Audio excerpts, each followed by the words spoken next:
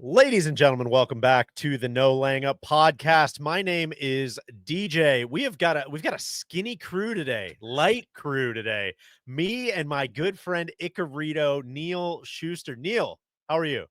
Big week on the PGA Tour, as you can see. I'm doing fantastic. DJ, I had a fantastic weekend, which Really? we'll get into. But I can't wait. yeah, the kid, they thought he was dead. Maybe Oh Lazarus wow. situation for a day, but good stuff this weekend. I love it. We are, of course, going to talk a little bit of PGA Tour. Aldrich Potgieter, your winner at the Rocket Classic in Detroit. But we're going to talk a lot of other stuff, too. We're going to check in on some winners around the world.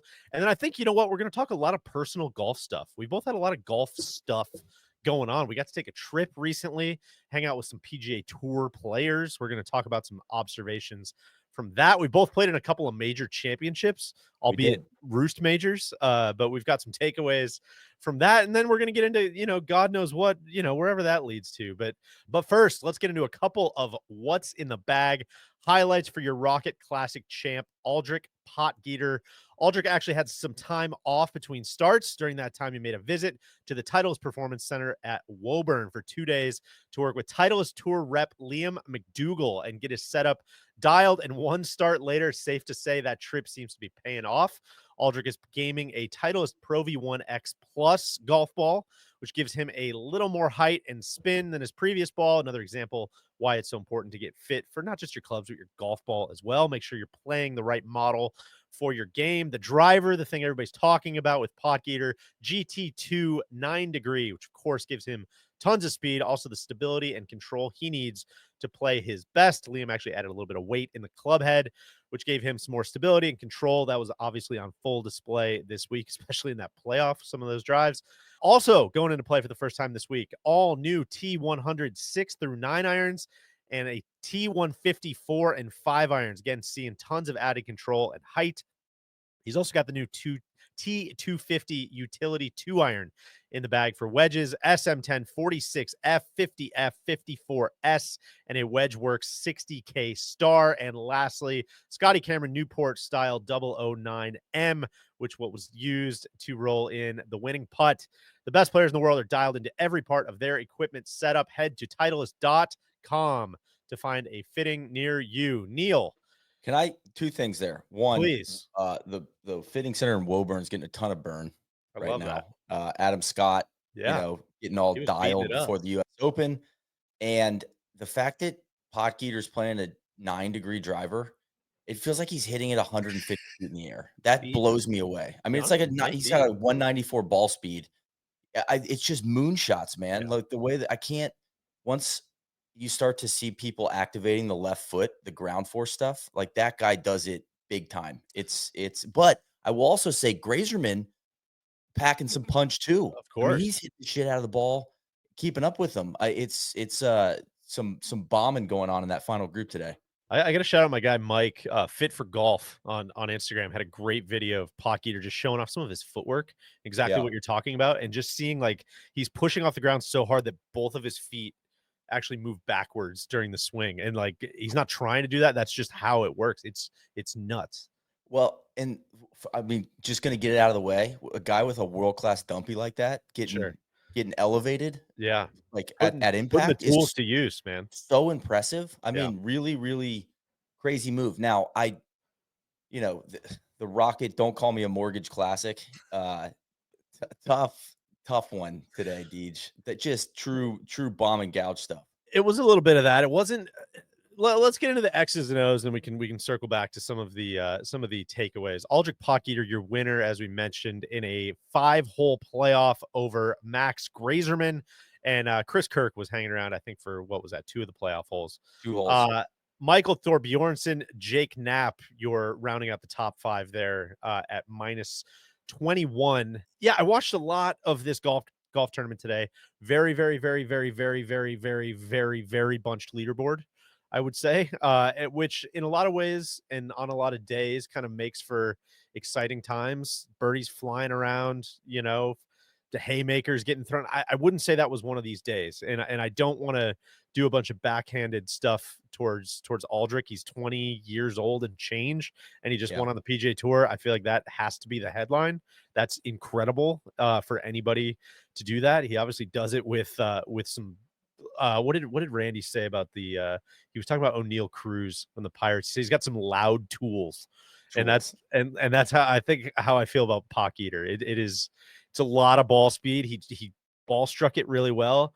I don't think the chipping and putting's blowing anybody away right now. The Data Golf plot Yeah. looks a little like that Star Trek logo, just a big peak at the top on the driving distance section, and quite a crater there in some of the chipping. But Yes. you know, credit to him, 22 under on a PGA Tour golf course. You can take that in any direction you like, but where observationally about the Rocket, about Aldrich, what was kind of sticking out to you today? Well, I had it like you. I had it on. I was rolling solo with little Petey today, so we had it on right from the beginning. And I don't know, I think at least two of the first three, it's like driver 40-yard pitch. Yeah, Like so when you say loud tools, it's like one specific loud tool. And I'm not here, Deej, to get into a distance debate with you. I sure. whatever the causes are, yeah, everyone's hitting it far. It's not really what I don't want to see the PGA Tour players play strap golf. Play like it's like playing Forest Park. It's like it's always giving me shit because it's a 6,100-yard golf course, and it's like, yeah, if you're hitting the driver well, yeah, you should shoot under par. You know what I mean? We've been to Detroit Golf Club. I like that golf course. It's kind of a classic design, and sounds like they're gonna rip it up now. Yeah, You know, like Tyler Ray.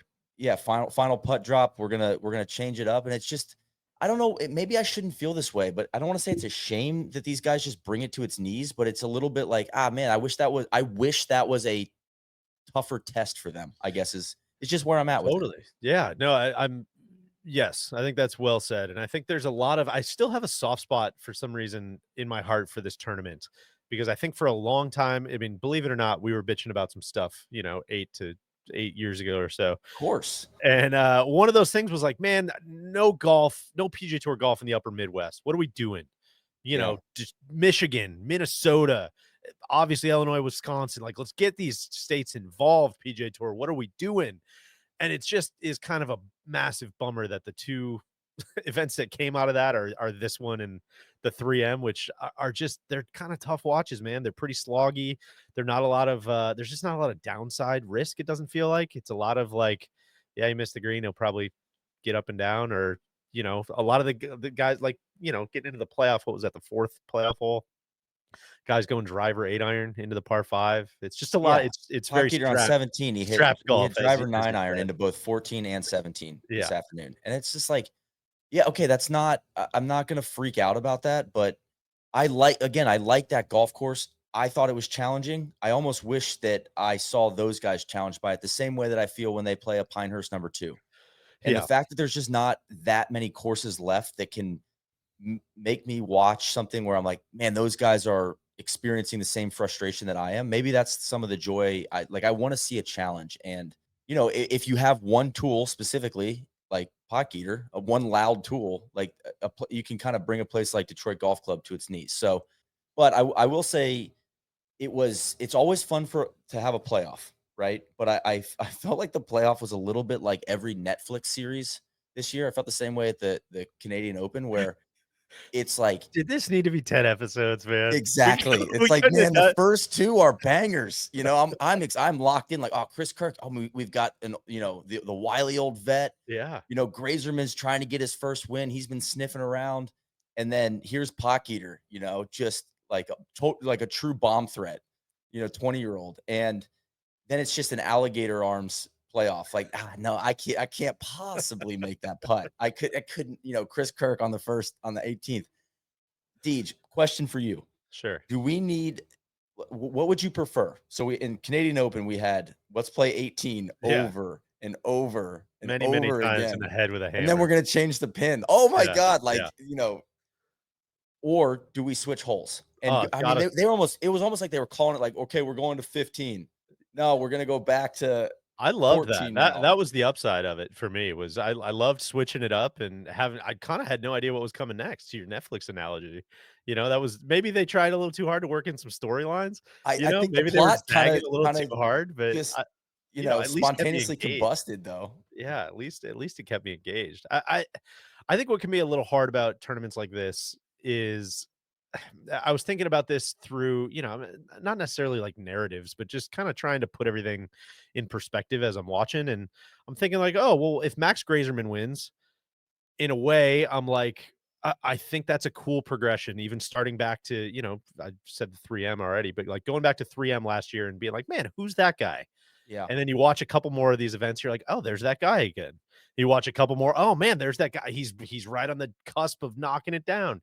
Who knows? And obviously, he's a misputt here or there away from being talked about as the champion today, but that to me, like, kinda makes sense in my head, and maybe it'll end up being the same thing with Potgieter, but the thing that's really tough, and again, flashing red lights, he's 20 years old.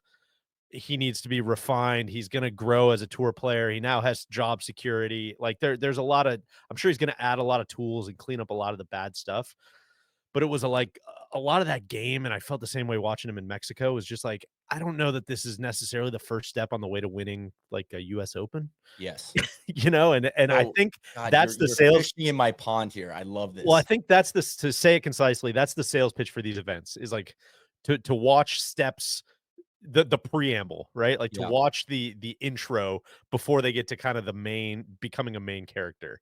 And what's tough about a skill set like that is like, ugh, I don't know if that's gonna happen. Again, would love to be proven wrong. 20 years old. Can't believe he won on the PGA Tour. That's amazing. But it gives you a little bit of a weird feeling when you're like, that might have been more golf course than it was player.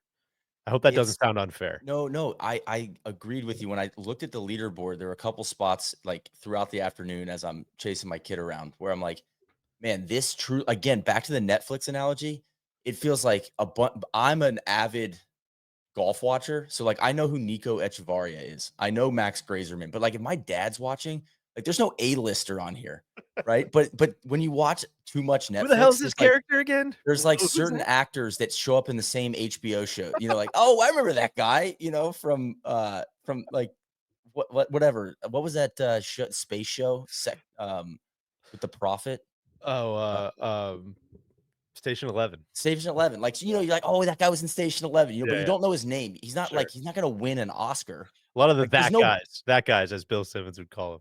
Yeah, Yeah, so it's like, you look at the leaderboard and you're like, "Man," it's like, "Man, I actually think this is kinda interesting." Like, Jake Knapp, Chris yeah, Kirk, Max Greyserman, I think I know each one of these guys kinda has some interesting stuff. I like those guys, but, like, none of them, to me, are winning an Oscar. You know what I'm saying? So I it's a do. tough and, then you got, like, Morikawa's nowhere to be found. Patrick Cantlay, nowhere to be found. So it's like a hard and then it's Mi like, yeah, Michael the Thorbjornsen, maybe, this maybe could be yeah, like that maybe. was his first role at the Rocket Classic. That was his first movie, Oh, do you maybe. remember that one? Yeah. Yeah, and that's what I'm talking about with Potgieter is like, yeah, maybe he's gonna go on to do some other stuff, but I don't know. Might have just been the Well, right guy that's what I mean. It's like for the it's right like looking role around, here. I'm like, I don't think any of these guys are winning a major?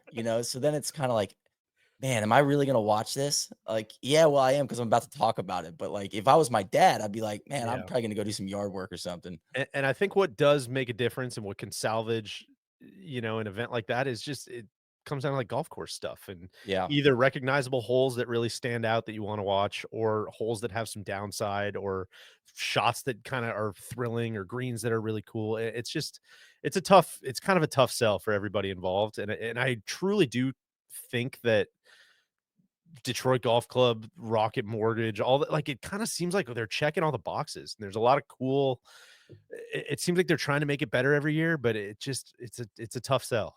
It's a tough sell, man. Well, it's a little bit. I'm gonna talk out of both sides of my mouth a little bit here, where it's like, hey, not every tournament has to be. Yeah, And even CBS is saying that, like Nance, he's not there. Like it's kind of like, guys, we're not gonna fake it. Like this is a signature event, and I appreciate that. Um, so and it's like when the tour used to be much more localized, this this hits, right? And I thought there was a pretty good crowd out there. That's why, to go back to the playoff thing, I disagree with you. In theory, I like the idea of bouncing around, don't know what's next. I don't think that's the right thing to do though. I'm Since the Canadian Open, I've started to feel strongly that they should just move the tees up.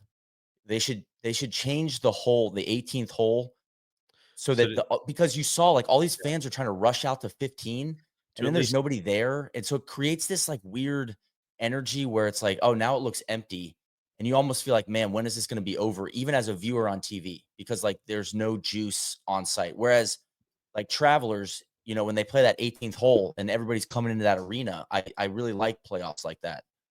I think that's fair, and I also think that as a viewer, you get context on like, "Oh, right rough. Remember what he did there last time? Oh, Yes. he's above the hole. He just missed that putt." Like, I see what you're Like, saying there for recup it, sure. put the pin in a different spot, or Got change it. move them up a tee, like, tell them before, "Hey, guys, if we go to a second playoff hole, we are gonna move the tees up, or we are gonna change the cup," or, there's a few different variables you could introduce to create some, so it's not just, if it's a bad golf hole, like, the 18th for the Canadian Open was, like, not a like, it wasn't a great hole for a playoff.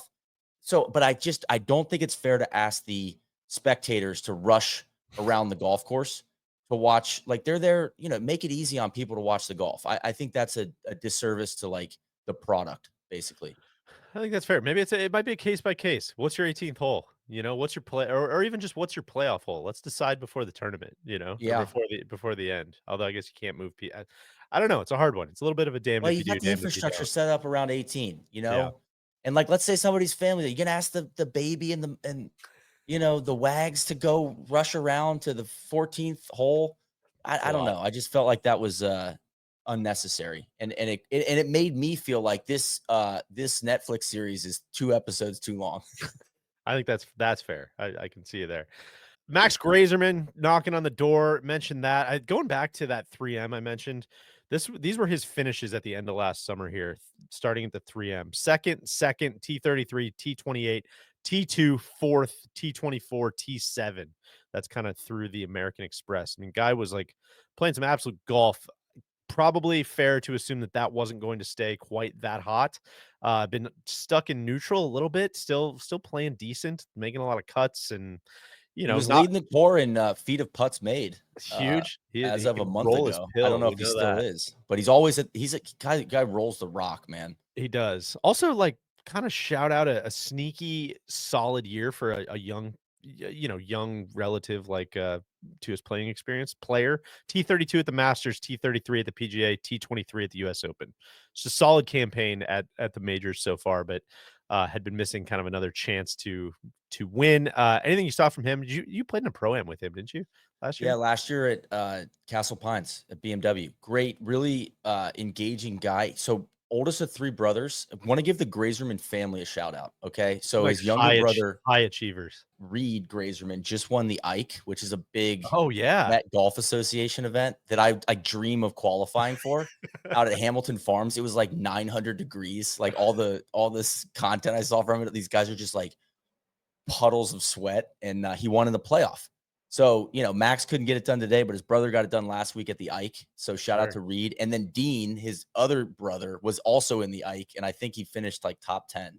Their dad is a Columbia, I think an economics professor at Columbia Business School. They live from New Jersey, from Short Hills, like, just His good stuff, dad's man. High achieving family. His Like, parents and have a great story. I know we've talked about in the past. I think Ukrainian, like, moved from Ukraine, I think, back towards the end of the Soviet Union. Just a awesome family, it seems, from afar. I've only spent a little bit of time with Max, but I always a guy that I root for just since then. But same here. And yeah, he just keeps putting himself in position. Like, he's come up short in down the stretch in a couple tournaments, but this felt better than Wyndham last year. You know what I mean? Like, I felt like he was right there. He just, we got to make one of those putts in one of those 5 playoff holes. He had a couple looks and just couldn't jar it. well, I got a couple other news and notes from the Rocket Classic, but before we get there, man needs more sun. Neil, that's right. Here's your formal invitation to spend less time behind your screens, more time outside with friends in the sun. Why?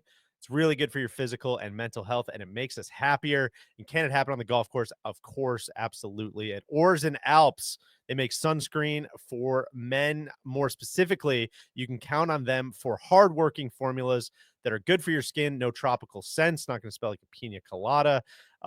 It's lightweight, non-greasy, non-sticky, no white cast or chalky residue. Easy to use, travel friendly for reapplying on the go. There's hands-free formats, sprays, mists, sticks, so your hands stay clean. Obviously, that's important on the golf course. You know that. So go outside, get you some sunshine. It's free, Neil. The sunshine, not the sunscreen. Uh, For sure. and with Oars and Alps, you can stay out as long as you want. Use code NLU15 to get 15% off Oars and Alps sun care and skin care today. NLU15 for 15% off. I know a lot of people were waiting for that code. A lot of people asking like, "Hey, you guys doing those Oars and Alps reads? What's that code? What's that code? It's summertime. I need the Code's code." NL and honestly, it makes me, if you forget to put on sunscreen before the round, you hate doing it during the Yes, round, but this makes it a lot easier because it hands does free. just, like, it gets into your skin quick. You don't your hands don't get as greasy. It's a good quality product, and, I would highly recommend it. I said this a couple weeks ago, but you know how good a sunscreen has to be for me to be like, man, I'm really looking forward to putting this sunscreen on. I love the Or smell, or love I'm the whole not experience. actively Great. avoiding, like, I'm not saying like, "Oh, man, it might be worth getting burned because I don't want Yeah. my hands to be slimy for 3 holes." Like, that's a bad attitude. I shouldn't be doing that. So, Oars and Alps is helping me with that. Shout out to Oars and Alps. Chris Kirk was the third member of our playoff. I don't want to say out of nowhere, a little out of nowhere. You know, T12 at the US Open. I kind of missed that, if I'm being super honest. Yeah. A couple missed cuts and some kind of middling starts before that. Just a guy that kind of hangs around, pops his head out every 8 months, it feels like. And a guy that, has been well documented on this podcast, personal struggles he's gone through, overcome a lot of that stuff. It's a guy that I feel like we have a lot of context with as golf fans now. We've watched a lot of different phases of his career, and a guy I would have been absolutely tickled to see get another PGA Tour victory today, but came up just short. I mean, back to the movie Netflix analogy, he's like the PGA Tour, like, character actor. You're like, Yeah, "God, yeah, that guy's," he just pops up and he's a gamer, though. What and a last of a dying breed, hits a draw. yeah. Not a lot of those. Not a lot of what do you say to those guys, What do Deej? you Not a say lot of to those those guys. guys? Yeah, they're out there doing it every day. What do you say to those guys? Yeah, shout out to Chris Kirk. That would have been a fun one, but just came up short. And not to throw shade, but let's just call it where we see it. Didn't seem to have trouble just answering one question on TV after kicking I away would the say golf tournament. in So 20 to 30 shout out. seconds after he got, you know, like, bounced from that playoff, it was like, "Let's go to Mark Immelman." Yeah, Chris, and Mark Immelman's question was just like, "Tell me how you're feeling." how we doing? Like, no setup, just, what's going through your head right now? And I was like, "Yeah, I don't think that's that hard. I really Yeah, don't. I think yeah. that's part of the job." Handle it like a pro.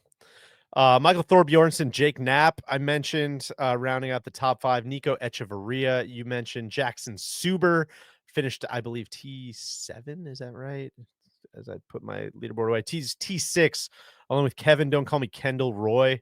Matt Fitzpatrick, T8, and Collin Morikawa and Tristan Lawrence and Andrew Putnam, T8. I was gonna linger on Morikawa just a little bit. Feels like he was kind of on my timeline a lot this week. First, kind of the interesting stuff. Lost 4.6 strokes on the greens in round one. He was last of 156 people in the field.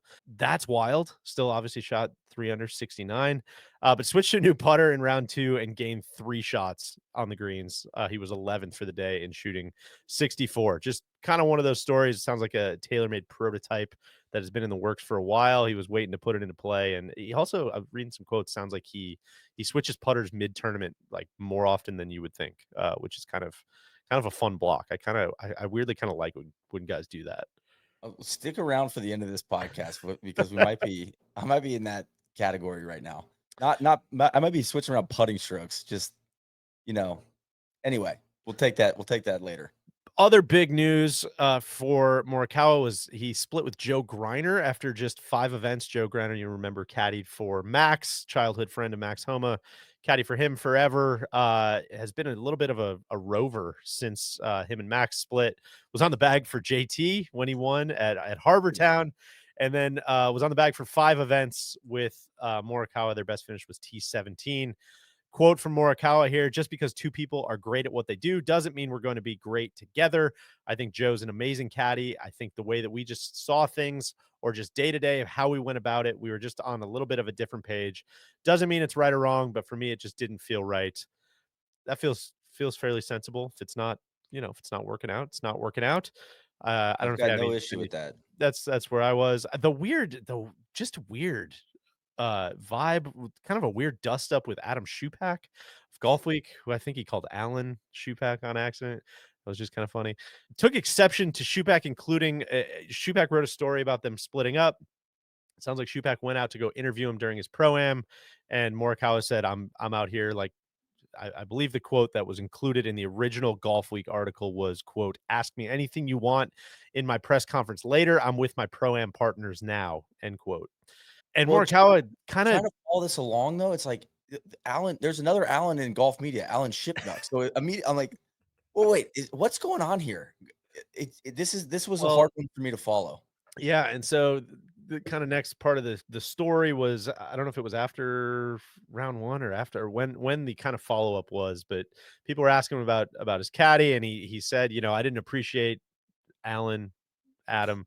I didn't appreciate you putting that line in there. That makes me look bad. I got to stick up for myself. I'm not going to do the whole quote, but it was a lot of like, enough is enough. I'm sticking up for myself. And I don't know. The whole thing was just kind of again, I just feel like I keep coming back to kind of cool manning a lot of these interactions. I did ship or God, now I'm all fucking twisted up.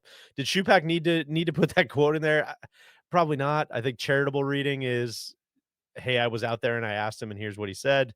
I think pessimistic reading would be, he blew me off to point out that he was hanging with pro-am partners or something. I don't really know what the super bad way of It reading goes that would back be, to but like just the whole thing was very strange. I've said this on a past podcast, but I have really tried to think and reflect on like, man, when has the media gone at a guy? Like you could say, all right, maybe we've been unfair to Bryson, like on our For sure. podcast or something, right? But like guys on site in press conferences really pressing people.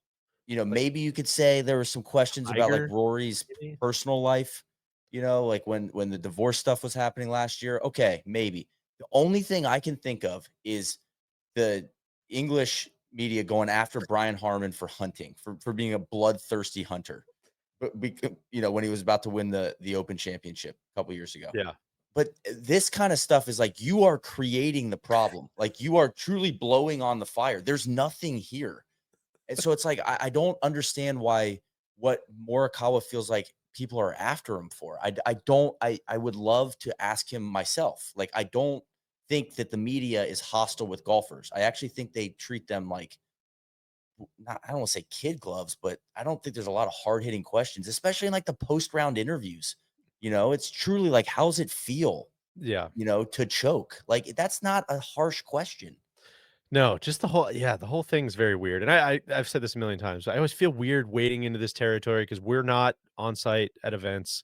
We are not asking questions, and so I know that's a very different scenario and a different position to be coming from. So, but I'm with you in that, like, I read all the transcripts, and from what I see, there's not a ton of just pressing or contention, and God, it just seems like I don't know if Morikawa has rabbit ears going on. I don't know what it is, but it just doesn't seem to be really killing it in the PR, winning the hearts and minds perspective. But alas, My question is, why did I think his initial caddy was JJ, JJ Jakovac.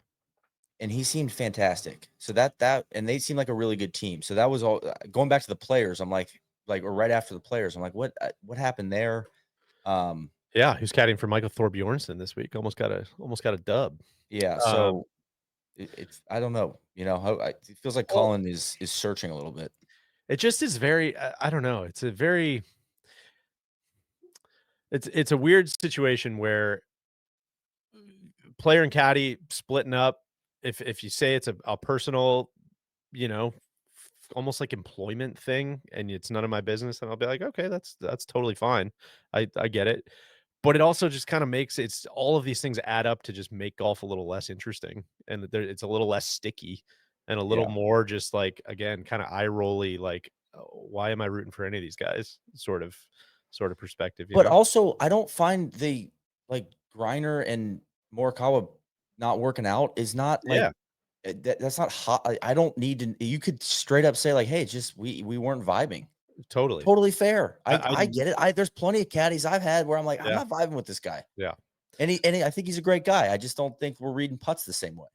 You know, Yeah, we're not seeing the same lines. Like that's totally fine. And so don't go and make it like a. It's almost like he assumed like, oh, they're gonna be after me for this. I It's know like, that. just say it doesn't work. It's not a big deal. I know that's where I kind of come back to as well. It's like, man, it's not really like the football press, and It's a it's not little really bit like the honestly, it's like the meme a little bit with Morikawa sometimes of like the guy in the mirror, like you go out there and you make it about you. yeah, It's like, yes, dude, nobody was really like pressing on this one. It'd be yeah. great to get a comment on like, hey, is there anything specific, you know? But I don't think anybody was like trying to hold your feet to the fire like something nefarious happened. I think a good example of this, and again, I'm not on site. I'm not criticizing the people who are asking questions. I'm just pointing it out. James Piot was in the field. James Piot's the Michigan State Sure. graduate, USAM. Detroit native, won the 2021 USAM.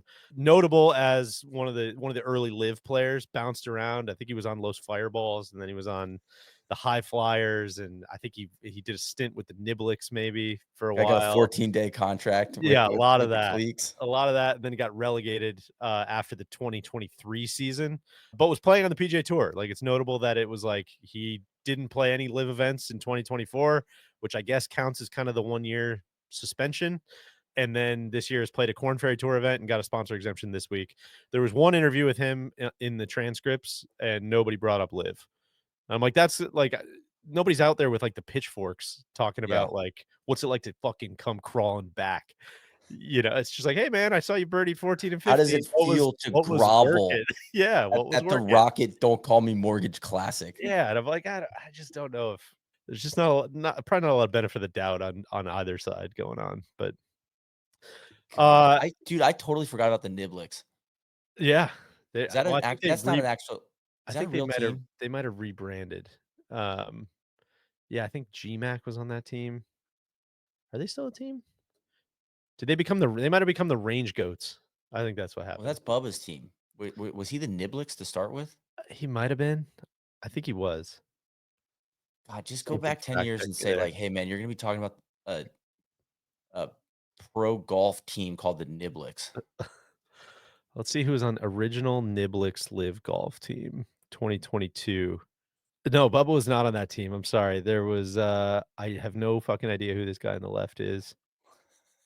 Turk Pettit? No, that's not I don't know who What? this is. I don't know who this is.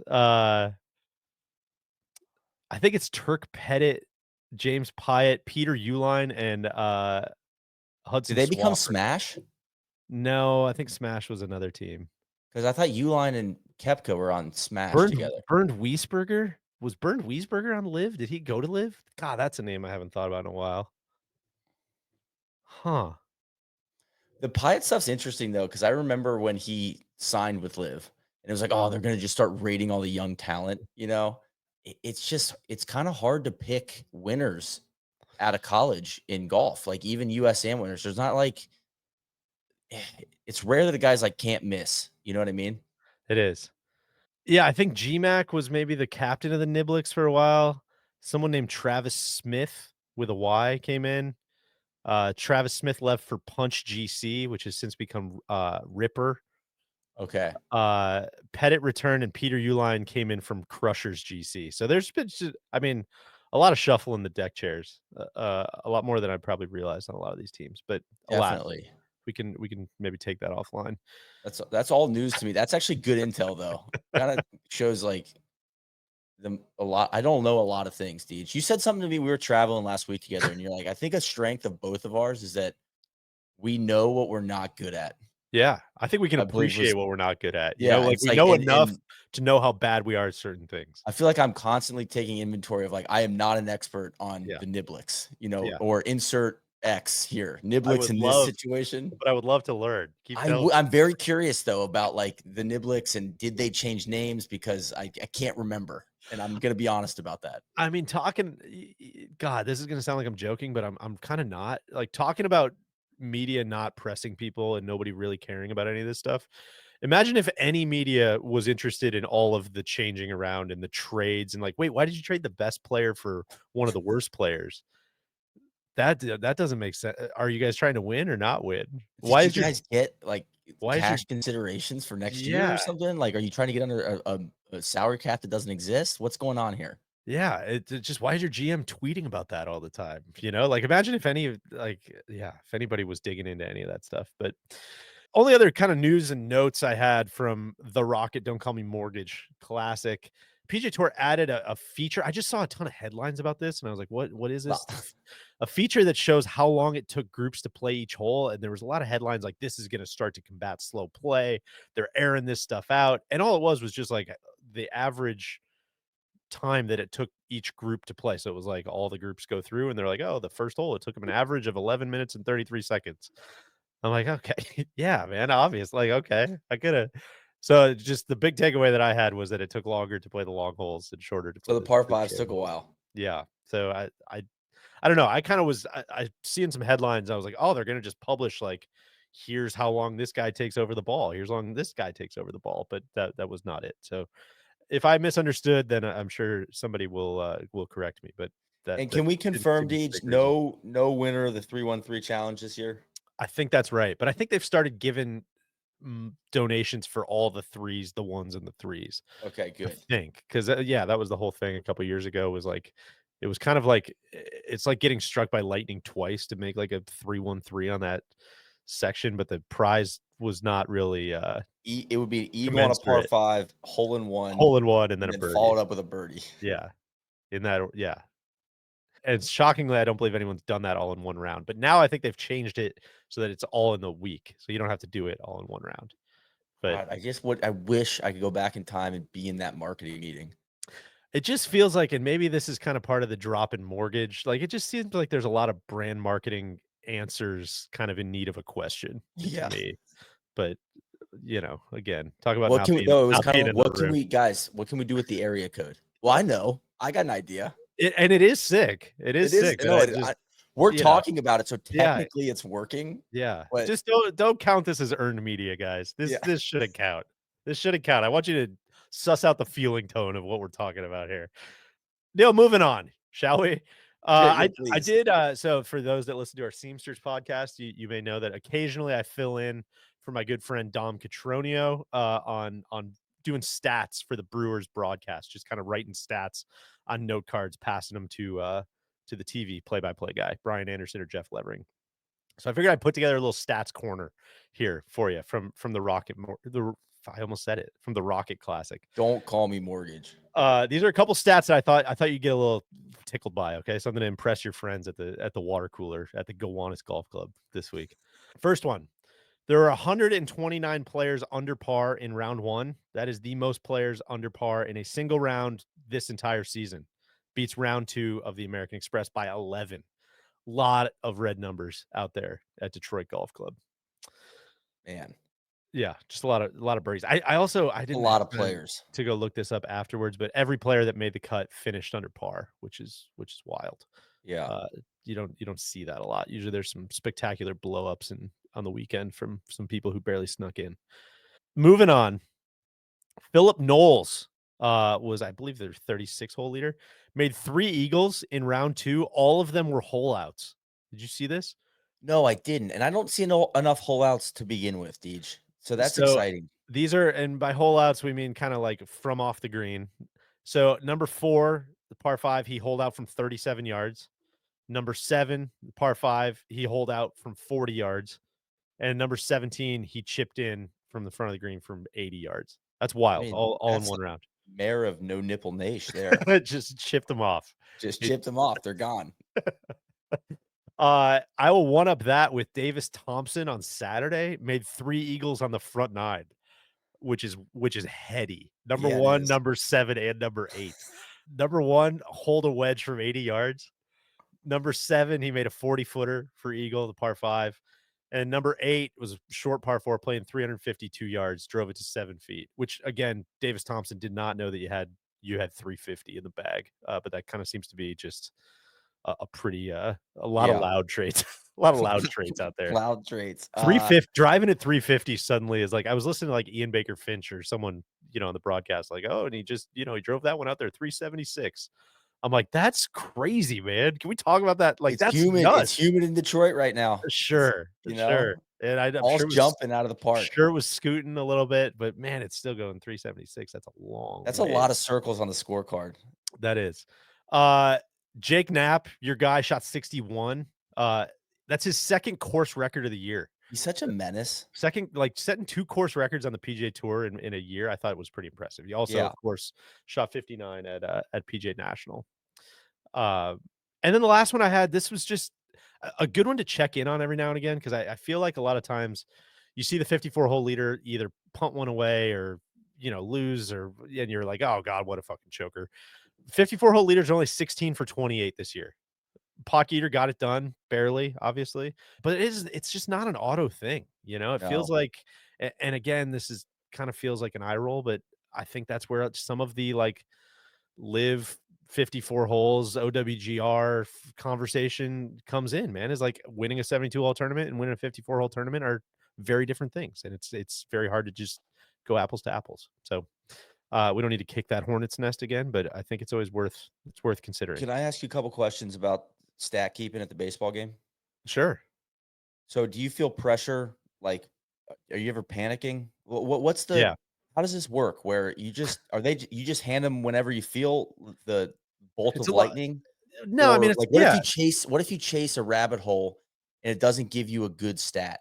Is levering or part of BA like, it's all hey in the man, game, I man. need, like, where's that post-it note, dude? No. I would say they don't use and shout out to both of those guys because they're like the nicest, most fun guys to possibly work with. And I think they know that I'm there more just hanging out than I am trying to win like the Peabody Award or something.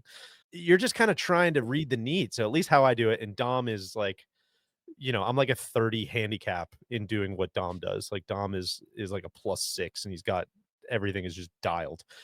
But I'll try to dig in like, who's got a hitting streak? Christian Yelich has a 12-game hitting streak. What's the longest hitting streak of the year he's got? Joey Ortiz, hit a homer last night. When's the last time he's homered in back-to-back games?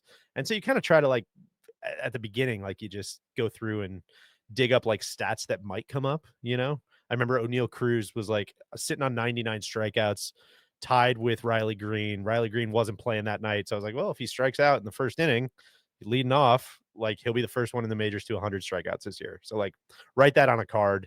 And then when it happens, you're good to go. Pass it to Jeff and we got a little nugget. And when do you hand it to him? Do you hand it to him on commercial break, or are you just No. I'm sitting right next to him. Just slide it right there and he can take it or not take it. No, what would you say? You're talking about 54-hole leaders, 16 to 28. What would you be? You pass 30 cards. How many cards you pass? And like, what's your percentage of usage? Sure. Well, sometimes they get used in different ways, sometimes a lot, you might have something that Jeff or Rock, the color guy, knows is going to be relevant later in the game. So maybe they just put that one up. Maybe we get to it, maybe we don't. But it's staying in the rotation. But probably if you can get 50%, I think you're doing pretty good. Okay. It's you're taking a lot of swings, trying to make sure they have what they need. But again, it's more just like it's just trying to look ahead, Oh, who's in the bullpen and who's on deck. All right, they're probably gonna we've got lefty righty coming up, which means they're probably gonna go to the lefty in the bullpen. When was the last time this guy faced that guy? What's his career record? So you're just kind of trying to think like a batter ahead. Any cards you wanted to pull back? Like, I actually got that wrong. I think I got one wrong on Nick Mears' career with the Pirates. I think I had pulled the wrong stat, and so I think Jeff knew that and didn't say it. So I apologize to him saved you. if he's listening. Yeah. Anything you're proud of? Any card you're like, that was money. Oh man, I'm trying to remember. It's good when you can get them real quick, you know. So it's like, um, Joey Ortiz, I think, was up in like the what was it? I think bottom of the eighth with the bases loaded, and just knowing like, all right, he's gonna ask for like Joey Ortiz bases, like what's his OPS with the bases loaded, and You were just like, reading the need. yeah, just reading the need on that. So it's just kind of the nothing stand out, but just being there I with know. that stuff. That's a thrill and delight when you can read the need. Yeah, exactly. You're like, I kind of know what you're gonna be looking for, and Yeah, I'm gonna I'm gonna outflank you on it. That's good stuff. exactly. It was good. So that's yeah. Thus concludes our Sorry, Brewers sorry. corner, but I'm fascinated there you by go. that though, more so than the Rocket. Don't call me mortgage. Sure. You know what I'm fascinated by? Our friends at Omni Hotels, Sure. the official hotel of no laying up. Summer's here, Neil. It's the perfect excuse to book that long overdue golf trip. Whether you're planning for a family escape or rounding up your crew for a big weekend, Omni has 13 golf destinations from coast to coast that are ready to host you. From the recently renovated Oak Marsh course at Omni Amelia Island in Florida, which, by the way, I think Tron and Solly played this week and were raving Straight about it. up raving. And Yeah. TC doesn't rave about really anything. And Bo well, he Welling. does, but like it felt like authentic raving. Like It they're really like did. they were fired up about it. Yeah, I think it was dusting off a course that needed some dusting off, and I think they did a great job. So whether you're looking at that one or you're looking for mountain views and timeless layout of the Omni Homestead in Hot Springs, Virginia, sounds like you might see Big Randy's parents out there, according to Yeah. the last ad read we did. No shortage of summer golf destinations to explore, and while you're out there, why not get competitive, Neil? The Omni Generation Cup is back for season 2 with the first qualifier of the season on July 12th at the Omni Bedford Springs. Grab your family, tee it up for a day of fun and competition to solidify your spot in the 2026 National Championship. Your summer trip is calling. Head to omnihotels.com/golf and play the possibilities. Can I Uh, say I looked it up? I was eyeing that Bedford Springs one. yeah, TC and I are in the same generation. We can't play together. I think that's a good rule. It is. No, Yeah, it was fair, but I was checking it because I was like, man, that'd be kind of fun, but like my dad just has his knee replaced. I can't play with him. It's just but I think the Generation Cup is legitimately sick. it Like is. I'm fired up about it. And It's a I little was like like I was peeking at the schedule. So I would encourage people to go check it out. the drive, chip, and putt. You might just need to start planning for it now. You Yeah. know, I obviously, also want to get up to see young the Mount Pedro's a little Washington too. Omni up in New Hampshire. I've heard very good things about that property. Should put it on the goals list. Yeah. Couple other results from around the world of golf. Somi Lee and Jin Hee Im win the Dow, the team event, also in Michigan, also in a playoff, over Lexi Thompson and Megan Kang. Sounds like Megan Kang missed a 5-footer that would have I thought Lexi retired. extended the playoff there. I'm not doing it. I don't know. I just What's going on here? Okay. I don't know. And then I saw Beth Ann's tweeting about how retired Lexi Thompson should be on it might be on the Solheim Cup team. And I'm just like, well, just like think about that sentence. That's wild. And we I want to go back to the I don't know. media. Like, is anybody pressing that issue? It doesn't sound like it. I don't know where the contention is, gang. I don't know Yeah, because that's a question I'd like asked in a press conference. sure. Which again, hey man, if you want to play, go for it. She's earned the right to Exactly. do But whatever she like, wants. why are we Yeah, I don't. saying that? That should be addressed. Yeah, I don't know. This is both Lee and Im's first win in America. Although I like this, each of them has won 5+ times on the Korea LPGA. So it was just a matter of time probably before that transferred over. As far as the senior circuit, Padraig Harrington wins his second U.S. Senior Open in 4 years out at the Broadmoor in Colorado, won by 1 over your guy Stewart Sink, Neil. Unfinished business. Potentially some unfinished business at the U.S. Senior Open. Did you see the whole dust up I did. with Padraig and Maltby? I did. I couldn't really pick up what they were. Was he upset that Maltby was like not helping him find his ball, or was he upset that he Yes, was like not? So that was it. The first one. that was it. Yeah, Okay. he was upset. There was a misleading tweet going on, like going around at first about how like I think he was upset about where he was standing, but I think it was much more like everybody's looking for Padraig's ball. Maltby is, he's got a producer in his ear and he's doing a million other things. He doesn't know when they're coming back to him, so he's not really looking for the ball. Padraig didn't like that. They had a little bit of a dust up, a little bit of a follow up out at scoring. I think both gave some quotes. This was kind of some old school stuff. Reporters The hanging best part around. about the video was there was, like, people waiting for an autograph, Yeah. and the caddy's, like, trying, like, "Dude, like, let's not do this right now, guys," and they both kept, Yeah. like, and one more thing, and one, and it was, but but Padraig was, like, kinda, like, looking at the ground. He was trying to, like, say it Yeah. quietly, and Maltby's, like, degaff, like, Yeah.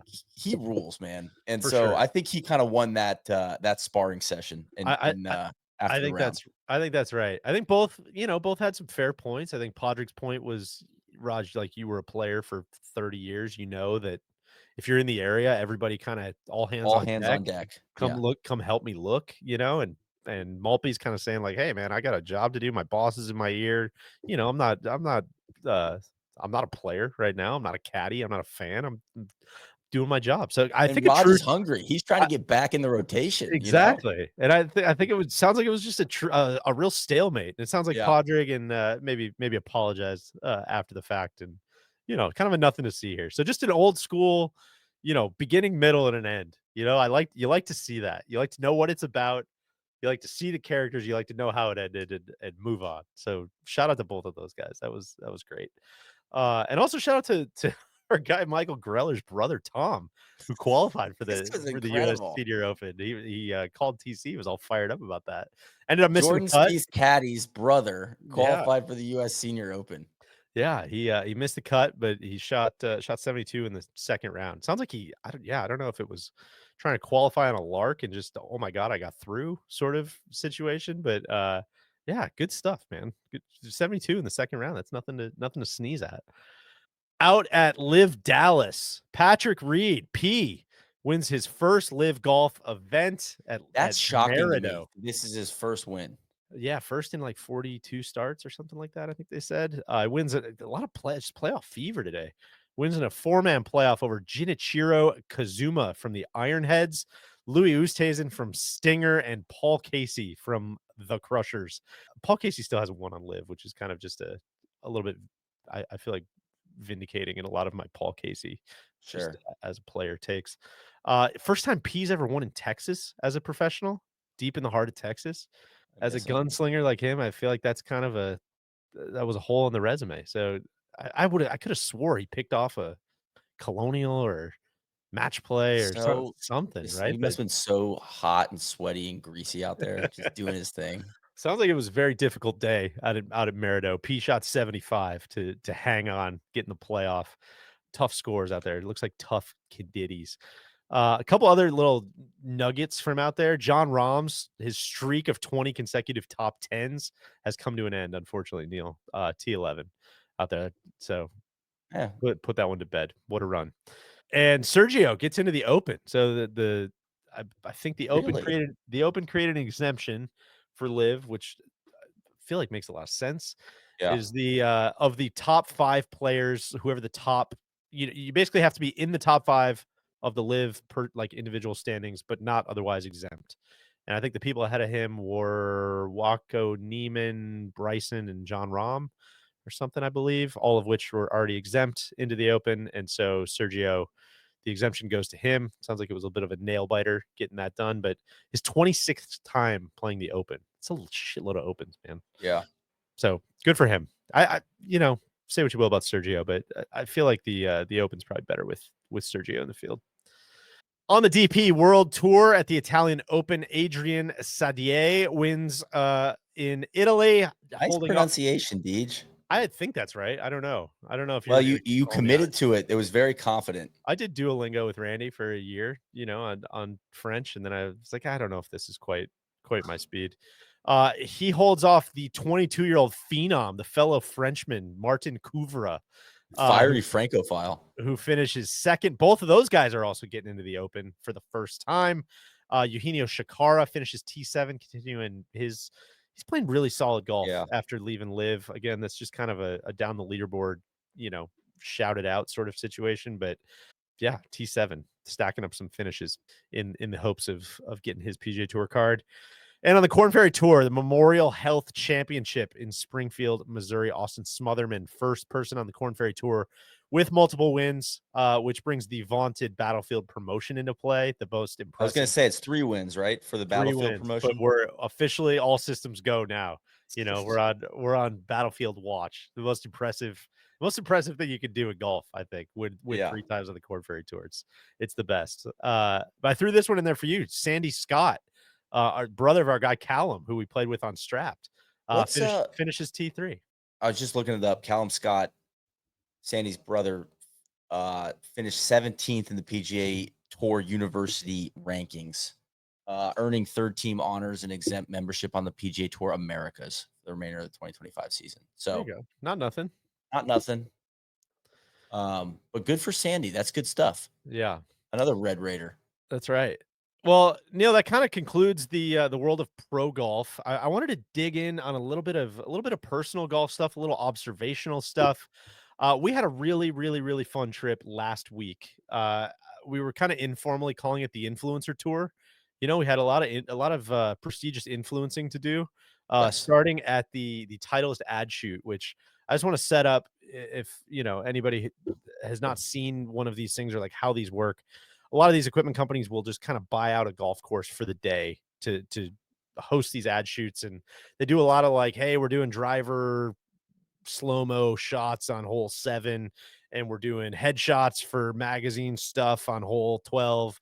And usually they carve out one hole for like, hey, we're doing social media and YouTube and stuff. Why don't we'll put the no laying up guys over there? And so we got to kind of hang out and just watch as a lot of these tour players, Titleist guys were coming through it. And so I don't know about you, I had a really good time, and I had a lot of observations just from kind of seeing those guys in the wild.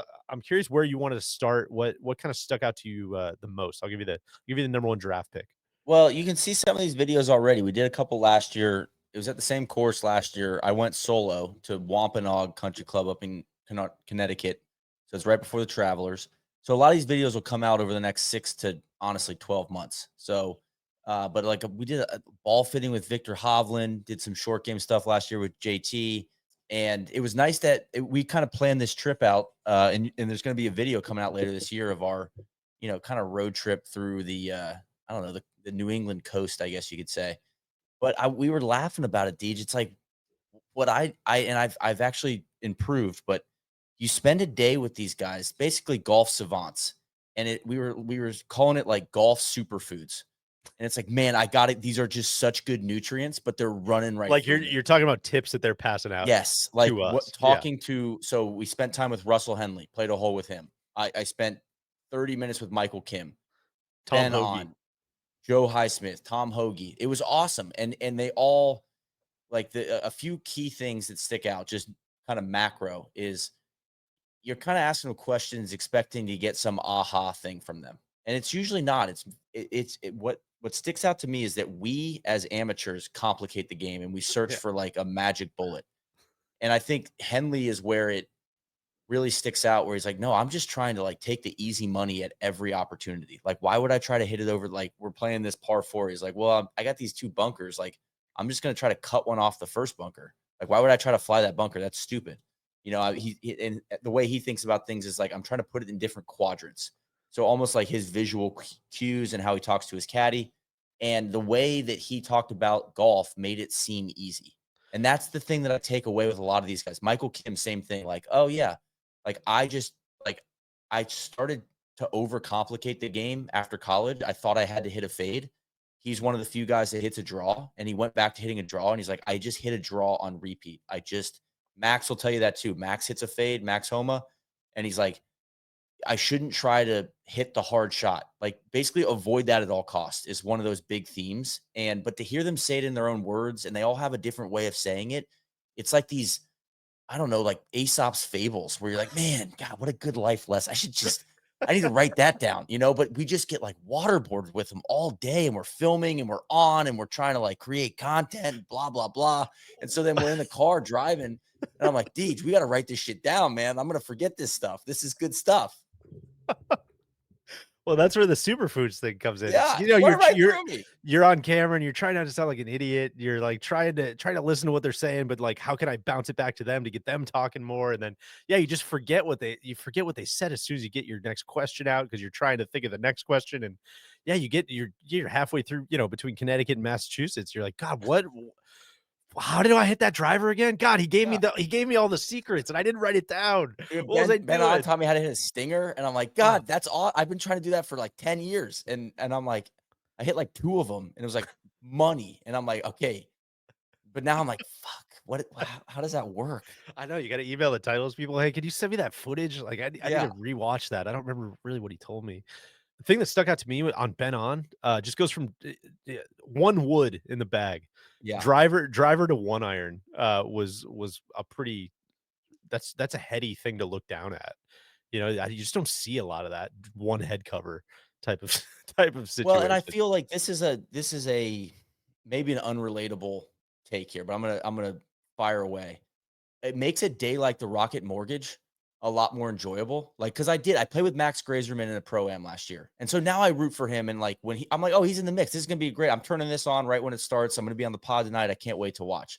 And same thing, like I don't know much about Ben on, but we spent 30 minutes with him and knowing that he has like one wood in the bag now. And like every time if he's in contention, I'm gonna be like, oh man, I wonder if he's gonna hit that one iron, Yeah. and like because he was talking us through. He's like, yeah, 3 wood, it just was a little squirrely for me. And I hit the shit out of my irons, and I'm just gonna put all it looked like such a high level player's bag. Yeah. It was just like all hardware, and like the driver, like one head cover in that bag. It was like, you know, like ballers only, double black diamond stuff. Yeah. And where I'll give Titles a lot of credit too is when you have that type of setup, I think it's very easy for a lot of other brands and I mean outside of golf as well, obviously, to just be like, over here's the TikTok dance station. Yeah. Come on in, Tom Hoagie. We're gonna make some viral content. And I think instead, Titles is just like, no, we're not gonna get Tom Hoagie to do a TikTok dance, but he's like one of the best iron players in the whole world. Like maybe you just ask him about that. You know, and you start talking about all the different ways he plays irons and why he's played the same iron since he was 13 years old and That's what he says. Yeah. how The he hits same stuff. a flat wedge versus a high wedge and like how controls the dispersion on these two things and how he plays this course versus this course. And it's like Tom Hoagie's a genius at playing golf. Yeah. Like, what if you just asked him about that? You know, and that's where I feel like a lot of the PJ Tour stuff and can kind of lose its way. But like if you get any of these guys just talking about golf, it's the best. It's fascinating, which I think brings us to our guy Joe Highsmith, who I think was Well, my hold on, before we get there, because that is the main event. I want to say, I think it throws these guys off a little bit just with us two jamokes. Where you go to it's basically stations, right? Set up around the course. And like there's a lot of like they got like, Venice cams on rails, and the FPV drones. They're doing all kinds of like funky stuff at other places, like other holes. And then this they is come Neil out is to gonna us. ask you how here's a stinger. It's like Bet On has no idea who we are. No clue, right? And it's like there's like a couple handhelds and a couple like unathletic middle-aged guys, a couple of new dads hanging out on the tee. Hey Ben, how you doing? Neil Hey, Schuster. hey man, how do you light up your putts? Can Yeah. we go through Hey, that? yeah, no, we just kind of want to watch you hit a few. I might, I might If ask you I a just couple. notice some stuff, don't I worry, mean, I'll even ask. with that one, there wasn't really a plan. It's like I don't, like let's see, like Ben, just hit a few drivers. We'll see what happens. But And he could not have been more open to like we're like, man, just hit that one iron again. How low can you hit it? How high can you hit it? Do all these different things. He's like having a really good time. well, that's I the thing. think. And almost they come in, they're like a little suspect, like, whoa, like this is not professional. And then like Russ Henley was immediately like, oh, so you just want to play a hole? And he Yeah. was by the end, like he had to get to another station to do some, probably Venice cam thing. And he was like, no, we're having fun. Like, and I was like, that's so rewarding for me to hear. I'm like, yeah, we're just bullshitting. It was great. Russ Henley, by the way, talk about a guy that I'm just my ears are gonna perk up. Guy that I've just quietly become a really, really big fan of. I feel like a complete A definition of pro and like not. a super processor, you know? And Deej, a highlight of the day for me was at the Oh, end, yeah. and he was pulling away. I asked him, this was off camera. I was like, "Hey, Russell, how often do you get recognized in the airport?" And he stopped and he thought about it and he was like, not very often. I was like, Dude, like, you gotta cherish that." I was like, "You we kinda it's almost like the Russell Henley test." Like, I think that guy's made 38, maybe 40 million bucks in his career, $41 million. and he can Yeah. still See, he that was he me reading the need. I knew you were gonna ask for that, so I looked it up right away. and he said, like, he kinda, like, thought about it because I was like, "That's awesome." He's like, I was like, "You've been a pro for 13 years and really successful, and you made a lot of money, and you can kinda go about your life and nobody bothers you." And he goes, "You know what? You're absolutely right." And he's like, "I was at the President's Club last year, and I got mistaken for Jordan Spieth." Who else did he say? Jordan Spieth, Zalatoris. Zalatoris, and one other person, a Canadian, I think. Or it might have been Cam Davis or something. Yeah, and he was like, and Yeah. it's like, "I'm not any of those guys." And it was like, and I kinda laughed. I was like, "This is kinda great. Like, nobody knows who I am. Like, I just gotta, all I gotta do is play good golf." And And I so he's just got a great attitude. Like, don't overcomplicate it. Easy guy to root for when you hang out with him. and what I we're, kind of the second beat of that conversation was like, the guys that do come up to you, or guys or gals that do come up to you in the airport or whatever, probably are like very educated golf fans, you know? Yes. "Hey, man, I saw you at this good finish at the Sony last week. That was awesome, man. You're knocking Yeah. on the door. Hey, congratulations on Bay Hill, man. That's awesome. What a big step in your career." They're Yeah, or it's like, probably "Hey, people who are he's pretty he's dialed. carrying his TrackMan to carry on Yeah, the plane," you know? Like, right. yeah, like, they know they're knowers, basically. They're ball knowers. That's right. So the last stop of the day was our guy Joe Highsmith, who I had never met before. Young tour player. He's what, like 25, I think. Yeah. Winner of the Cognizant this year at PGA National. And we're playing a hole and we're asking him questions and we're talking about the driver setup and we're talking about, he had some good stuff on like truly just like I like to hit balls on the range and then I'll decide if I'm hitting a cut or a draw that day. We'll see what shows up, which I was like, "Whoa, that's Truly sweet." flows with the music, you Yeah. know? I was Which I like, "Damn, man." I was like, "Really? You'll just kinda yeah. whatever the the body d changes, I don't know how if I'm stiff or whatever." I was like, "Wow. Love Never ever heard that." so loved that, and we kinda got we're playing a hole, and so we hit an iron shot or wedge or whatever, and we get onto the green, and we're kinda, like, finish a little early, like, we got some time left, and I'm just like, "Hey, man, what's your putting routine? Just, like, verbalize it all. Just, like, talk to me about everything that's going through your head. Just say it out loud." And he's, like, talking about how he lines it up, and he doesn't have a line on the ball. He has a check mark, which I really liked that because he's like, "Yeah, I just heard Tiger say one time on a tee box talking to, like, his playing partner, like, 'Oh, I'm playing a Nike with a check mark on it.'" He's like, "So ever since then, I was just like, oh, hell yeah, I'm putting a check mark on my ball too," which I thought was really cool. So he doesn't use a line. He just uses the Titleist script and he puts it like perpendicular to the line, basically. Just make sure it's like it's a straight line kind of perpendicular to where he's about to put it. He's like, and then, I grip it and I'm like, whoa, hold on. What's up with that grip? Because it's like I don't even know. He's a lefty. So it'd be It's right hand low for righty golfers, it would be left hand low with like a reverse claw. So instead of the claw kind of doing like the open hand pushing towards the hole, the claw is actually like backwards the pulling claw is the towards the lead hole hand from the bottom though. from the Yeah. bottom, and Yeah. it's like we were like, "Whoa." And And he's like, "Well, check it out. I had the yips." he got the yips when he was 12. And he's like, "Yeah, I know. That happens usually to like 70-year-old people. It happened to me when I was 12, just debilitating yips." So I went to the claw. That only lasted for a couple of years. I got the yips again. And so I've been doing this and I don't know, it seems to be working out.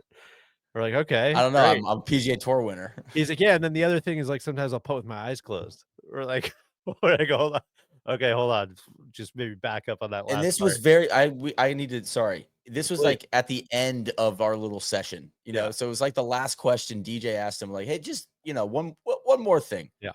And And it it was like, I think the guys filming and the sound guys were, like, thought we were about to wrap, and it was like, "Whoa, whoa, whoa, whoa, no, everybody keep rolling, just we're not done here." hold in your positions. Yeah, so he's like, we're like, "You putt with your eyes closed." Like, "What do you mean? Like practice putts or something?" He's like, "No, I'll just like I'll line it up." We're like, "Well, you don't have a line." He's like, "Yeah, just kind of like feel it, and then I'll take my position, and then, if I get nervous, and I don't want to yip it or something, or I'll just close my eyes." We're like, "Would you just do this in practice?" He's like, "No, no, I do it, like, in competition." He's like, "That putt, No, so if you he's go." literally said the specific one, the when I'm really nervous, like the biggest putts of my life, my eyes have been closed. I think that was the direct quote. I was like, "What?" So if you go back, I've done this since then, and you can't see it because the cameras are far away. I'm sure the tour has like a, maybe like an extreme close-up angle or something, but 17 at the Cognizant, he cashes like a 20-foot birdie putt to basically ice the tournament to make sure I think he only needed to make like bogey on 18 after that. And he's like, "Yeah, it's like a 20-footer, eyes are closed, just right in the center."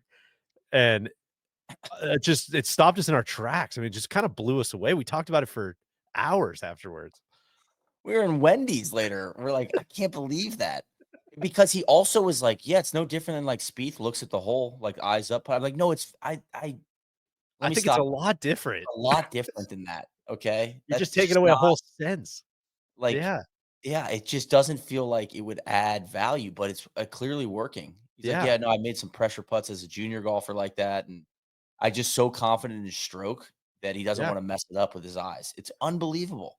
And a guy finished T8 at the PGA this year, like, had to be a little nervous there. A couple other top 20 at the Players. Like, he's playing really good golf, Seems and like he plays well on hard courses. yeah, exactly, exactly. And so, again, just kind of a talk about something that, like, every time I see him on the TV from now on, I'm gonna be like, "Hell yeah, I am rooting for that guy. That guy's got something that I'm rooting for right there." So that's kind of the I don't know, that's kind of the crux of those days. I love it. We Little gotta nuggets. start we gotta start writing these tips down, Deej. We do. We do. They're going through us quickly. Well, speaking of that, I mean, we both played some golf in the past week or so. I just, I always like our friends at the Circling Back podcast always like to do the this weekend in fun. They'll just kind of talk about their weekend, and it's always one of my favorite segments on the podcast. So I just wanted to ask you, what'd you do this week in golf? What'd you get into? Well, I had an all-timer yesterday. The kid's dead, but like he might have come back just for a day. Sure. My Roost, New York Roost. It's called the Royal and Ancient Company of Dishonorable Golfers. These are kind of local clubs affiliated with NLU around the country, around the world, and each one of them has a major. And so the Roost, so RACDG, the starter at Marine Park, the major was yesterday at Marine Park, which is a public course out by JFK in New York. The starter was calling it Rack Dog. He's like, Rack Dog, 11-10, you're on the tee. Rack Dog. And so I'm like, that's got to stick. I mean, we could make some big letter hats with Rack Dog. Uh, so the Rack Dog major was yesterday. It was a quota game. Dude, it was fantastic. It really kind of filled up the tank for me. I brought my brother-in-law, Jerry, and I really like bringing friends of mine that are into golf, but like, they know what I do, but they're not like diehard listeners or Dude, it's different to see it in whatever. person. See the people that Well, know each other and connect the dots on how they met each other and why oh, you guys hang out outside of this too now, and, like, you just start to get the 360 view when you go to one of these events in person. yeah, and I almost use them as a bit of a like outside perspective, like a stress test. Like, yo, like tell me what you think about this. Like, and what I love is that I'm also a participant. The Roosts are not run by us, and I love it because it feels organic. And I want to shout out Carlos and Clarky and all the guys that are kind of like running the NYC Roost. Chris, who kind of started it. It's like it's truly organic stuff. And so we can show up, we can support it, and I just want to go play. I want to compete. And so it's a quota game. There's 60 participants. Everybody showed up. So nobody bailed. Already a good start. And Marine Park's just like a fun public course. We played in 345. Oh, Uh, and I shot even par, which was fantastic. whoa.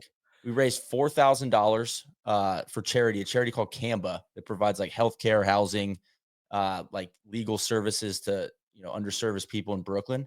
And it's just like, man, you're doing some good. Every Roost has a charity that they're affiliated with, and then so I played good golf. And my brother-in-law, he started out 3 under through 4. He hasn't played golf in like 6 months, but he's like he played lacrosse in college at Georgetown. Like he's wants to compete. And I could see, I was asking him, I was like, what do you think? He's like, this is awesome. There's no signage. This isn't like, there's no fluff at these Roost events. It's like, no, we have a block of like 20 tee times. There's like a little tee gift, but like there's really organized scoring. We're hitting cups. We're playing fast. Like This is a like really like dialed golf outing. Instead of like driving out there and playing like a, getting a foursome together and playing. He was saying it's like, man, normally I'd come out here and you'd have one of the four is not into it, and you're trying to play a 2-on-2 match, and it just turns into like a waste of time. And he's like, I don't feel like this is a waste of time. And he's, he lives in Manhattan. He's like, I wants to join a club, but it's like, I'm not going to get enough value out of it. I could almost see the wheels turning in his head of like, maybe I should get more involved in this kind of thing. Yeah. And I was telling him like, yo, there's a season-long match play. There's an order of merit where you can just like call your shot. Like, yo, this round counts, like week to week. And it's great. And everybody's hanging out afterwards.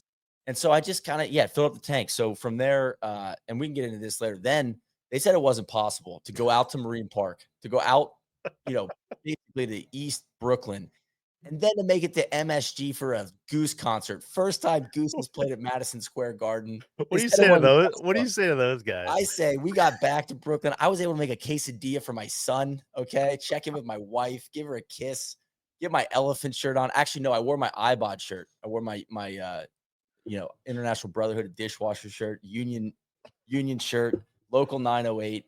God, I had such a good time at the concert. But no, man, I was fired up, and I actually have a qualifier tomorrow for the Met Am at Lawrence Yacht Club, which is actually out same direction at 8 a.m. or 8:10 tee time tomorrow. Man, all right, I feel like I'm playing good golf. Yeah, well, that's what I was going to say. So good yesterday. I have a lot of follow-up questions. What was working so well? It feels like you're playing really good golf right now. Well, Marine Park, like not if you keep the ball off the left side, not a lot of trouble. Detroit Golf Club situation.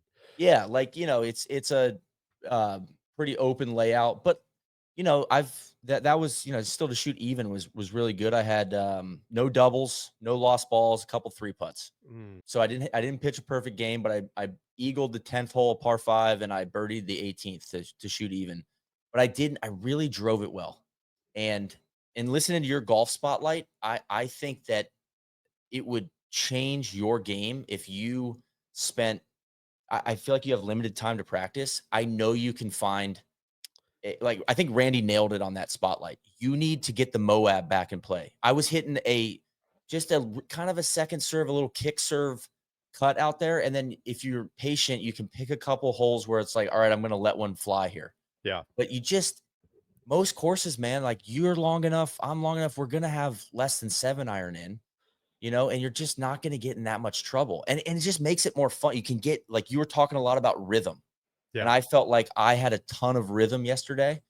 I went back, I was testing the claw out with you up in the north on the coast of Connecticut, and I'm still testing it out. Break some news here.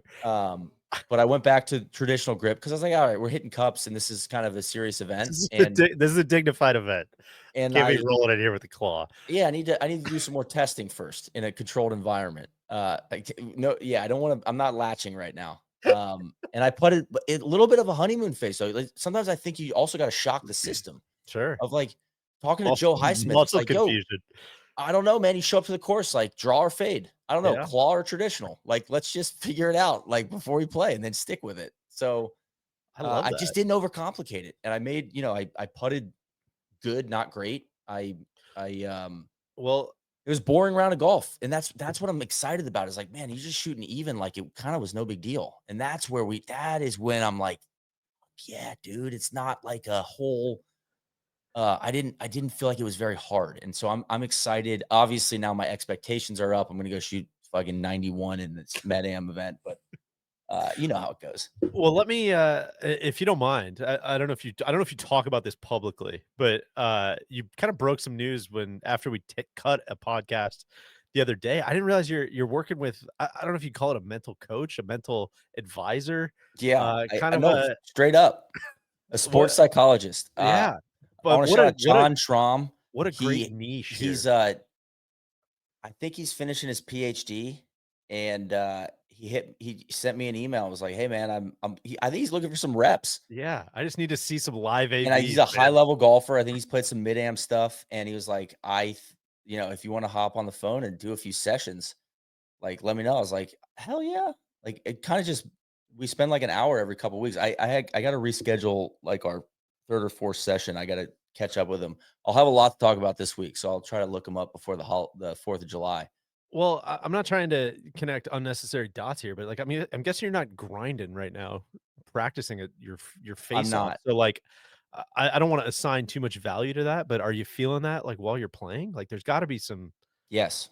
Yeah, so, like, what are your takeaways? What do you feel like is different? So our first couple sessions, one thing we talked about was I, as a human being, like in business, like what we do, I have a good bullshit radar. I don't like to bullshit people. Like when we're, working with a partner or something, I like to under promise and over deliver. I like to lay out like, here's what we're going to do for you. And we're going to hit this. And we probably won't do much more than that. Or if there's like ways we can, like, it's got to be, something that makes sense. Right. And I think that, um, that has served me well from a career standpoint. But his argument was like, man, most golfers are like sociopaths. Like you kind of have to maybe have a piece of your personality that can believe your own bullshit. Cause he's like, I can tell that you base a lot on like history, like historical context. Like, well, that doesn't make sense. Like, you don't believe your own bullshit, basically was his point. And he was like, you kind of, you need to like allow yourself to like let it fly a little bit better. So that was one thing that I thought was interesting. Like, don't hold yourself back. Don't, because I was telling him like sometimes if I make a few putts early in a round, I'll be like, oh, I'm gonna snap back to the mean. Like the odds Yeah. would say I'm not gonna make, two more 15 footers. And he was like, just you gotta like figure out a way to stifle that. Yeah. So that's something I've been thinking about a lot. And that just being conscious of helps. It's like, no, just kind of operate in a vacuum a little bit better. And I think the more impactful thing in yesterday, and I shot 69, a few weeks back, which was like a total breakthrough, was in talking to him, I was writing something too about like hole in ones. And Mhm. I was like, man, I have not had a hole in one since 6th grade. And it was an awful hole in one. I can't remember the last time I aimed at a flagstick outside of like 100 yards. You know what I'm saying? I have gotten so in my head about like play sensible, so I'm always buying insurance like 2 yards left or 2 yards right. It's never just like, yo, Or just, even like a fuzzy circle, like, yeah. I'm aiming somewhere kinda in that fuzzy, 10-foot radius sort of thing. But and his point, it's kind of nuanced, was like, you can't do that all day. But Yeah. there will be guaranteed the way you hit driver, if you're like your game goes with your driver, which is true. If I'm hitting the driver well, there's going to be looks. And he's like, there's probably going to be 4 around where it's like, yo, you're allowed to make that. You need to tell like, and the key though is you can't say like, dude, I'm gonna make this, Yeah. and then when you don't, you're like, yo, you're so full of shit. That's how I would talk to myself, like, you fucking idiot. It's like, no, but what you can say is, if you frame it like, man, why don't you try to make this one? Like, why don't you just stare at the flag stick, simplify this, stop trying to buy insurance left, or hey, if we do miss, let's miss right, like, or the worst thing I do is the downside thinking, like, you start talking about don't hit it left. Yeah, It's yeah, like, don't talk that way. It's like, no, hit it at that flag stick. yeah. It's right in the center of the green. Like, this is a green light. There's going to be 4 of them around.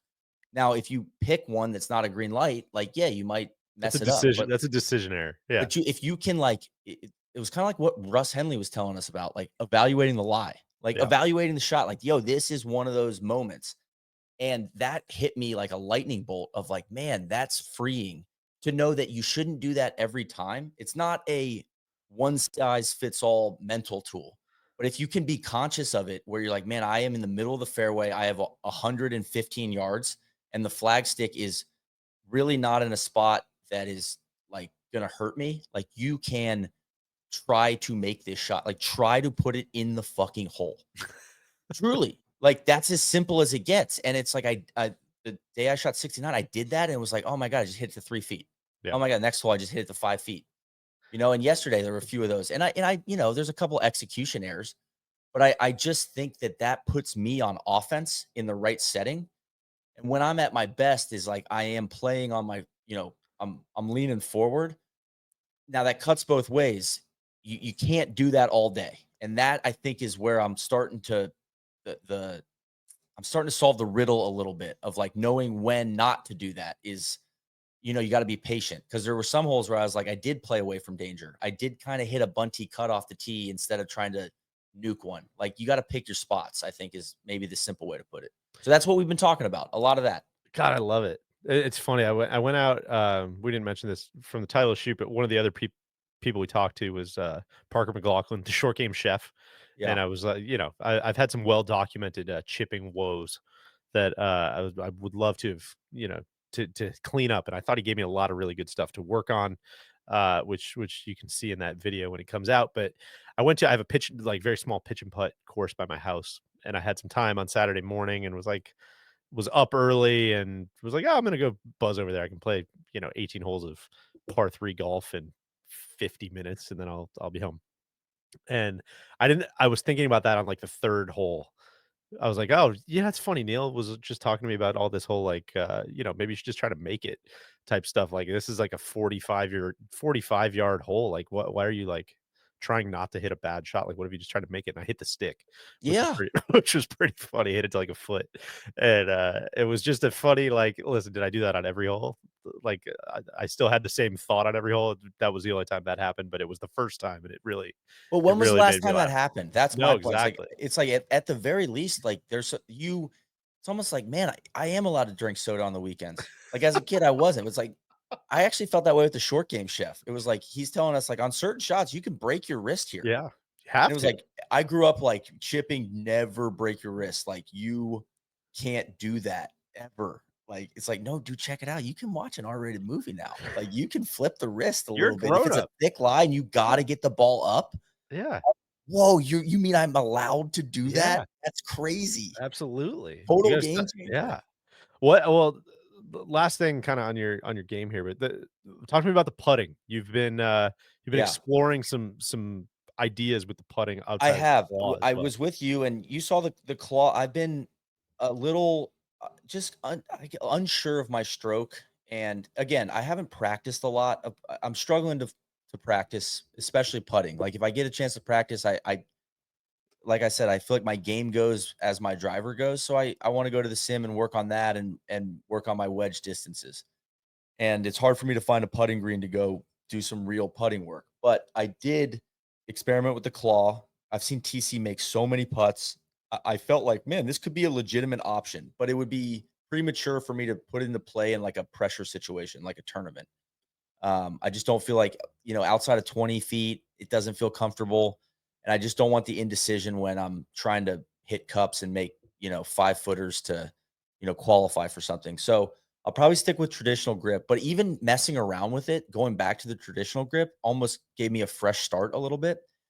And I actually called up Dr. Sasho at the Stack System.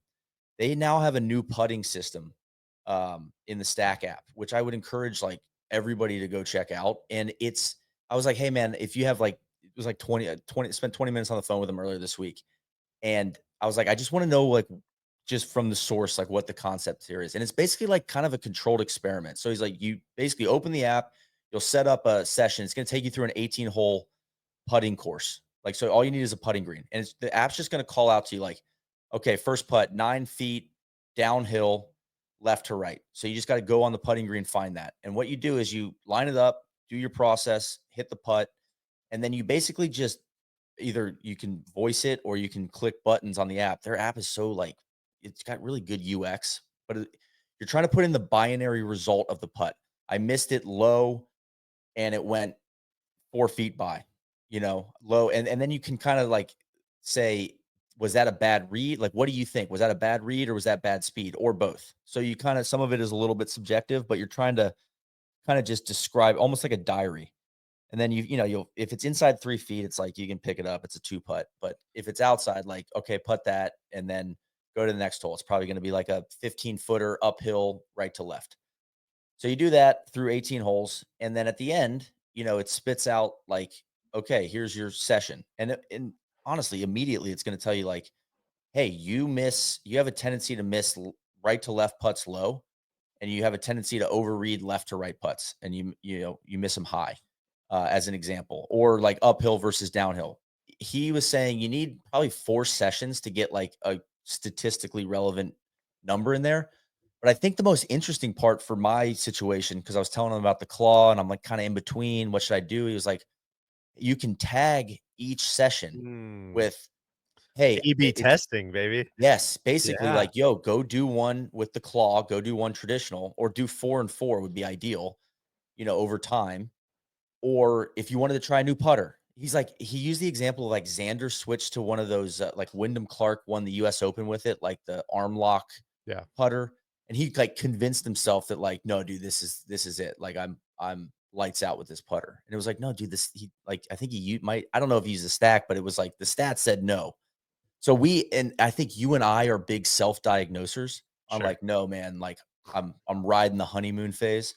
And it was just nice to be like, oh, this is an actual, I don't want to say scientific, but like a controlled as I've ever found way to, yo, if you just give it a little bit of time, don't rush this change in putting stroke, but feel free to test it.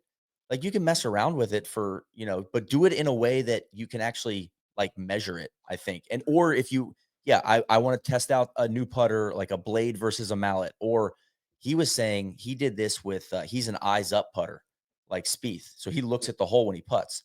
And he's like, I've tested it both ways. I'm just a better putter if I look at the hole. And he's Which like, I then feel very confident. The data tells me that. And I was like, dude, that is giving me a lot of confidence. Like, I don't know how quickly I can do 4 sessions of this, but I know that when like, I'm going to do it. Do you know what I'm trying to say? Like, I love that I can use this tool. I do. A couple things. We just put out a reel about the stack wedges, which is a very similar concept. And what I love about it is like it's not a novel concept, right? I mean, like hit numbers and see how you do and you know, then hit another number and see how you do there. But it's the organization of all that data that is the step that I think a lot of people aren't going to take, right? And it's very easy to do and it's very easy for them to organize. And that's where what I love about it so much is having the confidence, like you're talking about Sasha being an eyes up putter, is like when you're just having a little bit of a callback or a little bit of a validation of that, even if it's, just kind of your own data that you're putting together, at least gives you more confidence as you're stepping over the next 5-footer and you're like, "Ooh, should I look eyes up or should I not?" It's like, "No, we've done the whole process Yeah. and we know that, the data is showing us this." Like it It's just like a little it's bit of a way to do your own fitting. yeah, And it's the same way of like it just gives you more confidence over, I feel the same way over a 95-yard shot because I'm like, man, the app has told me like I'm doing a really good shot, really good job from 95 yards. You know what this swing feels like. You practice this, like just it's like, of course, you're going to execute that one better having all that background. But and I'm just a better like even with working out, like if I have a little workout plan, it just goes better, yeah, And it's like I putting's always been a hard one for me to, like, oh, I'm gonna go practice my putting, and you spend like 10 minutes just dinking around the putting green, not really doing anything like uh, that useful. He was also saying Mike Weir. I don't know. This has turned into a whole thing. Stacksystem.com/NLU. Code no yeah, laying up for 10% off. But last thing I'll say about it is it creates like a spider graph. He was saying, like my way of organizing data, like our superfoods from the Titleist shoot, is putting it in the notes app on my iPhone, yes, and it's same. like, well, what if you put it into an app where it would shoot out? You say Mike Weir is awful at left to right putt. He like overreads all his left to right putts. And this graph, it was like the data golf graph. It was like he was way lower on left to right versus right to left. And he just, I think he can't remember if he overreads them or underreads them. And so he was like, oh, that's great intel. I everything, whatever I think the read is, I should just like Just buy give a little bit nudge it a more. little bit more. Yeah. Yeah, because like for some reason I just don't read this properly. So anyway, that's all stuff that gets me excited though. Like I know that's kind of like, that's an ad basically, but it's also like, man, I feel like I have a plan in place. And I want to turn it to you. I listened to your golf spotlight this morning, walking PD around the neighborhood. I loved it. Uh got a real kick out of the I remember that sitting in the car after that Jack's Beach round when we both shot like mid to high 80s. Like, Yeah. what are we doing, dude? We have no excuses. We stink and we shouldn't stink. Like Yeah. I'm done we stinking. I'm stink. sick and tired of being a nobody. Yeah. And I think one thing that I've noticed, can I give you my I Please. think Randy nailed it with, if you hit the fairway, golf is fun. And I Yeah, think, long story short, like, what do I think you're out there for? Like, you're a vibratory guy. You're out there for a good time, not a long time. sure. Like, long term, right? Yeah. I think if you're not enjoying yourself, you're never gonna, like, I don't think you have, I think you have to, you, to me, love competing. Like, you want to be competitive. You don't need to be the best golfer on the course, but I think you need to be, Got to like you were clear a saying it a certain, little got bit, to got like, to clear a certain bar. you want to hit the shots. You Yeah. want to be in the match. You know, you don't want to be in your pocket. And I think that starts off the tee. Now, the other thing I've noticed since you went to TPI, I feel like TPI is a bit of a Pandora's box. I felt this way for myself. I think I've done a good job managing the information. It's like, it's like knowledge is power, and it can have a downside where it's like, oh, so you're telling me that if I get my left foot involved, I could hit it 25 yards farther? Like, it's hard. You have to have self-control to not do that. Yeah. But I think I've done a good job being like, you don't have to do that. And I think that you could groove. I'm not going to call it like Solly said, you have like a fatal swing flaw. It's like, maybe, but also I've seen you hit the JB Holmes sloppy spinny cut. Like, you can do that, man. Like, you could groove that in your garage. Like, you just need something you can count on. And Yeah. I feel like when I played golf with you last week, 3 rounds, I feel like on the tee, you let it creep in, like, well, what if we try that TPI stuff? Or what if we, like, because it's true. It's like, I'm the same way. It's like, man, I know what a good swing. I now know the feeling and kind of the foundation of what like a tour level good golf swing is, because we've been around it. We've been hanging out with Greg Rose, and that can be like, it's almost tempting. And it's like, well, don't do that yet. Like, you can do that in the future. Like, you could go do the drills over the winter, and like, if you put the time in, but until then, man, I think you got to swing your swing. And sometimes when I'm watching you play, when I'm with you, I don't feel like you're swinging your swing. I feel like you're trying to change your swing in the moment. And that's what I don't like. I think that's right. Uh, and I guess my build on that would be, so I played this week once. I very lucky got out to Aaron Hills. Shout out to those guys. Had a great walk out there. Really, really enjoyed it. It's a place like a lot of the golf courses I was talking about in that podcast, pretty open off the tee. It's not, not pretty open, very open off the tee. And so you can kind of hit it out there. You're not trying to fit it between trees and all that stuff. And so on one hand, that made me feel a little better to swing it, but on the other hand, it kind of allows license to do exactly what you're talking about and be like, all right, we know the feels, we know the positions. Let's just get in there and like, if we hit it right or we hit it left, we're gonna figure it out and it's gonna be fine.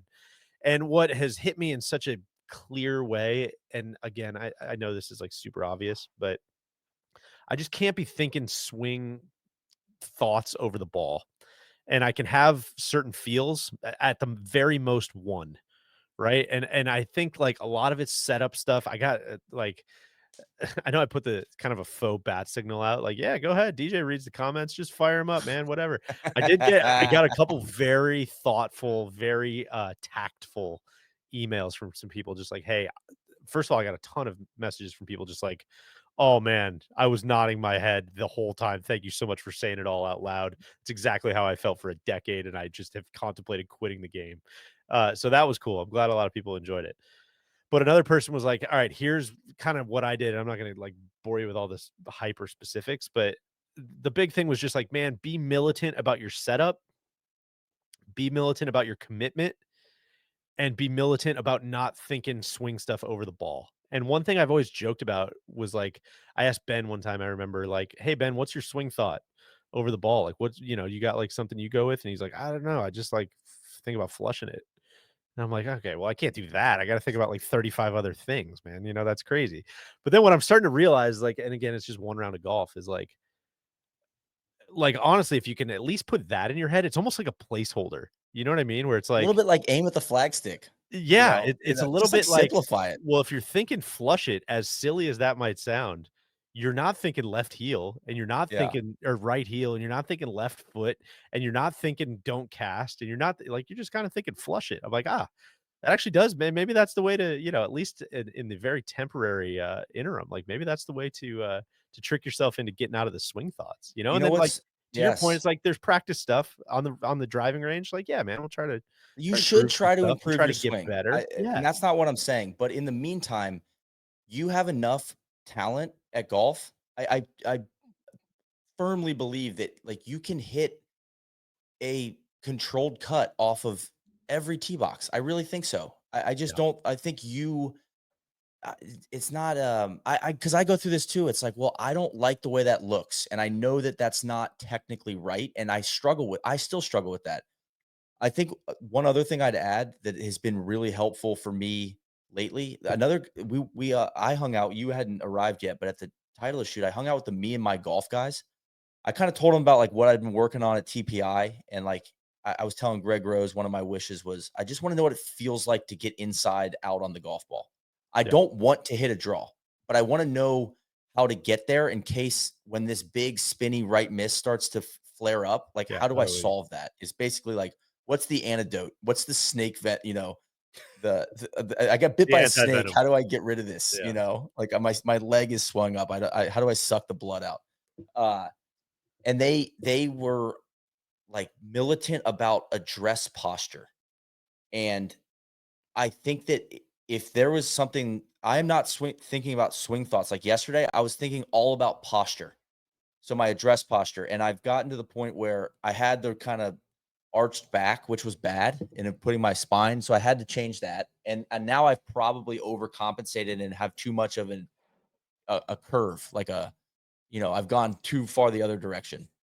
And they were like, you're gonna feel like you're on your toes a little bit, but you're too deep on your heels, So like, but me thinking about, and you've said this to me, like when you see me playing my best, it's when I'm being an athlete, yeah, and I think that starts with like an athletic posture, and so it's like getting like almost feeling my quads flex and like almost getting these like muscular feelings before I take the club back.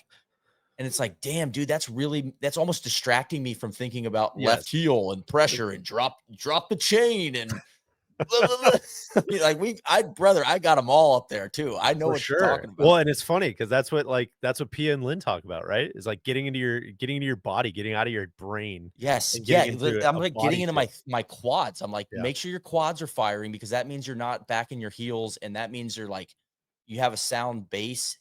And it's just like, yeah, I hit like one bad drive, but like I don't know, even the misses, a couple of them I didn't hit, like, didn't come out the right window, but it just, like, simplified the dispersion. I yeah. was like, "Damn, dude, that just doesn't feel like as much bad stuff is gonna go wrong," versus, like, "Let me flatten the hands and just shit at" like, you're swinging at 175 miles an hour, like, you think you can stop the car?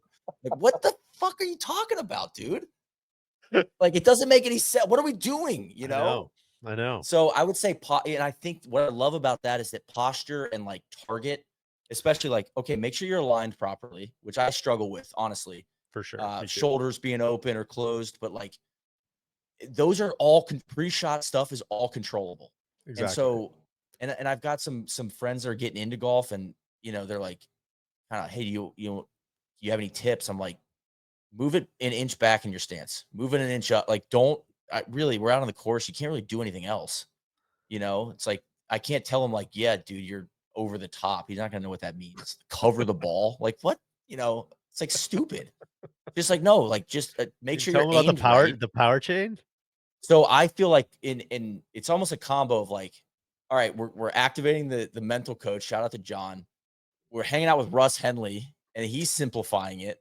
And then like, yeah, man, we're just like, let's focus on like all the pre-shot checklist Yeah. that you can control. Like, let's get into Well, the best position possible, and then just like let it fly. I think. well, and then it's kinda comes down when you talk like, when people talk about owning their swings and swinging your swing and doing all that stuff, it's so funny to hear you talk about it like that. Whereas, like, yeah, you can control where your feet are pointed and your shoulders and your setup, and you can take as much time as you want, make sure all that stuff's right. Do you think that, like, in the next 1.5 seconds, like, you're gonna change the move that you've been making for 32 years now? And, No, you're just gonna, like, just microns different on this swing versus the last one? Like, no, it's probably gonna be a little bit of come what may, man. So why don't we just dance with the one we got here and just make sure all that other controllable stuff is as dialed as possible. And I think what I truly believe is that if you accept for now, like this season, let's say, the over the top cut, the patented DJ Moab, mother of all bunts, I think you can eliminate the snipey left ball. I really do. I think the snipey left ball comes out when you try it's almost like I can see you trying your hardest to change the swing. You know, like you're trying to get the feel of like what you learned at TPI. And it's like, just don't do that. Honestly, just like open your fucking stance up and just cut it. Yeah. Like, I know you can do that. Like that I always laugh. It's like, man, I love it when I'm behind a tree and you need me to hit Oh, a for sure. massive slice 3-wood. I can do that on command. I know how that feels. I wish that hitting a straight ball felt like that. I was Just muchacho, throw the hips, let it fly, baby. Get out in front and open club face. That thing is going to spin at like 8,000 RPMs. It's awesome. I was we got to like number 17 at Aaron this week, and I was playing with my buddy Dylan and hit a great drive in the fairway and was just in like this horrible divot, like right in the middle of the fairway. And I stepped up the same thing. I was like, oh, sweet. Like I know how to hit it out of a divot. Just like move it back in the stance, hit down on it, compress it. And I hit this like a great 5-iron, like just one of the shots of the day. And I'm like walking up there and Dylan's like, hey, have you ever thought about just like compressing it every time? I'm like, oh, yeah, maybe I should just kind of hit down on it. Well, Just that's pretend another thing that hit me at the Titleist maybe I shoot. shouldn't just like play super slappy and holding on for dear life. Like maybe I should try Whenever to we're just on keep these the long golf golf ball. trips, I always end up moving it back in my stance and Yeah. hitting that like compressed cut. It's like you can play good golf from that position. Like, and you said it on your pod, like if you want to get to a 0, yeah, you're gonna have to make a swing change. I'm not gonna lie to you, but like you're an 8 right now. You could get to a 4 For with your. sure. You could definitely play good golf. Like, and what I think what you're after is like be in it, hit the shots, like enjoy the round, like because then I think for you, once you're in the fairway and once you're kind of Yeah. making a consistent ball flight, you're gonna make putts. Like you're nice with it when you're vibing though. But like Yeah. when you're worn out, I can see it. You're like taking your hat off. You know, you were saying like I don't have the endurance out there I used to, and it's like I see it on like 13 and 14 at Shelter Harbor. You're like, yeah, just man, you've been out in the woods, and we got to get you back in the short grass, and I think then your short game's going to get better. I love it. Well, listen, this feels like this is part one of a long journey here. So we don't have to do it all tonight. I'm excited to hear how your qualifier goes. I'll be back on the golf course this week. We'll see if any of these superfoods you're giving me are going to stick. I want to shout out Casey from our team, won the Silver State Net Division of the Nevada State Women's AM. Hardware Yeah, for the talk about squad. someone who's just banishing the swing thoughts and just racking up trophies. Can we shout out Ben? Ben won his club championship at Oakwood Guys in stacking up Kansas trophies. City. I mean, yeah, this is we're next, Neil. We're Gotta next. be. We got to start getting some hardware. So I hope you play well tomorrow, man. What Yeah. from a housekeeping perspective, then we got some Nest content that's out there. Yeah, well, I'll shout out we were talking events earlier. I know you played in the Supper Club, the Wisconsin Roost. Like, go to events.nolayingup.com. Like, check out if there's a roost in your area. I mean it. It's just really like, if you're just looking to play like good, clean golf, I highly recommend the roost stuff. I just really enjoyed it as a participant. So I'll shout that out. Nest content. We put out a full interview with Tommy Armour III from our Las Vegas video. Full interview with Brian Chavo from Friday Night Lights fame, captain of the Permian Panthers, when we interviewed him back in November. Yeah, a lot of that interview showed up in Strapped, but a lot of it didn't. And if you want a lot We more talked for like an info hour. It was about great. Permian and the evolution of the football program and how he wound up at Harvard and Buzz Bissinger and a lot of that stuff, that's all I got a in that line to interview. Buzz too. I haven't activated it yet, but I'm working that. I'm God, gonna work that. you need to hit him up. Maybe hit him up. And then of course, June Nest Pod is live. Fun Q&A with our newest member of the team, Matt Mramer. Good stuff there. Like really fun getting to know Matt's background, some Q&A from Nest members. Started a message board thread with that too. So if you're a Nest member, go check that out.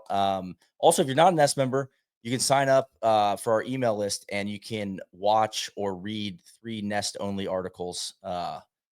Just as a little teaser, a little appetizer, Deej. So just go to the website, nolayingup.com, and just navigate to the nest section. You'll find that stuff. Pro Shop stocked, new hats, new designs. We got this racing logo that I love. Oh, it's really good. We got the lowercase script NLU on all kinds of merch. Great t-shirt selection. I know you love the pocket tees. We got new Yeti mugs and dog bowls. No laying pups. NLU, baby. Trap Draw mid-year goals check-in is coming out this week. We've never done that before. Everybody loves Yeah. the goals episode. We've never done a mid-year, like, are you actually doing what you said you were going to do, and can you turn it around type of check-in, which was super duper fun. Really enjoyed going through that. So that'll be on the feed. And then on the No Laying Up pod, we've got another KVV good one coming out this week, I believe, on Gimme Golf. We've been talking a lot of golf societies and golf clubs without a Creating golf course. community, Creating authentic, community. organic communities. That's right, and that's what they're doing down in St. Louis. Kyle and the whole gang down there at Gimme Golf. So KVV went down there the week of the PGA Championship, spent some time with them to uncover kind of what that's all about, and we got a narrative pod coming out about that I think people are going to really, really love. So, Deej, I will say this: it's Rocket, Don't Call Me Mortgage, classic week. You probably thought, hey, let's keep it a tight 60. Hour and 51, going on an hour and 52. You know what I feel like? I feel like my boys from Goose. Sure. Okay. The last thing I want to say, 4.5 hours last night. They kicked it off at just before 8 p.m. They blew through the MSG curfew. Like, I've never seen it. I've been to 12 shows there. Everyone's always done by 11, max 11:30. Doesn't like. Never heard of an artist. Like, I think they probably just gave back all the money they made in like fines. I have to think so. They went to 12:30. They were like, you're going to have to drag us the fuck out of here. And I feel like that's what we're doing tonight. And I just feel like those guys are hungry, man. Like, it just feels the place was sold out. So much juice. And even if you're not into jam bands, it was just like, I was like, man, this is like really more energy than I've felt at a concert.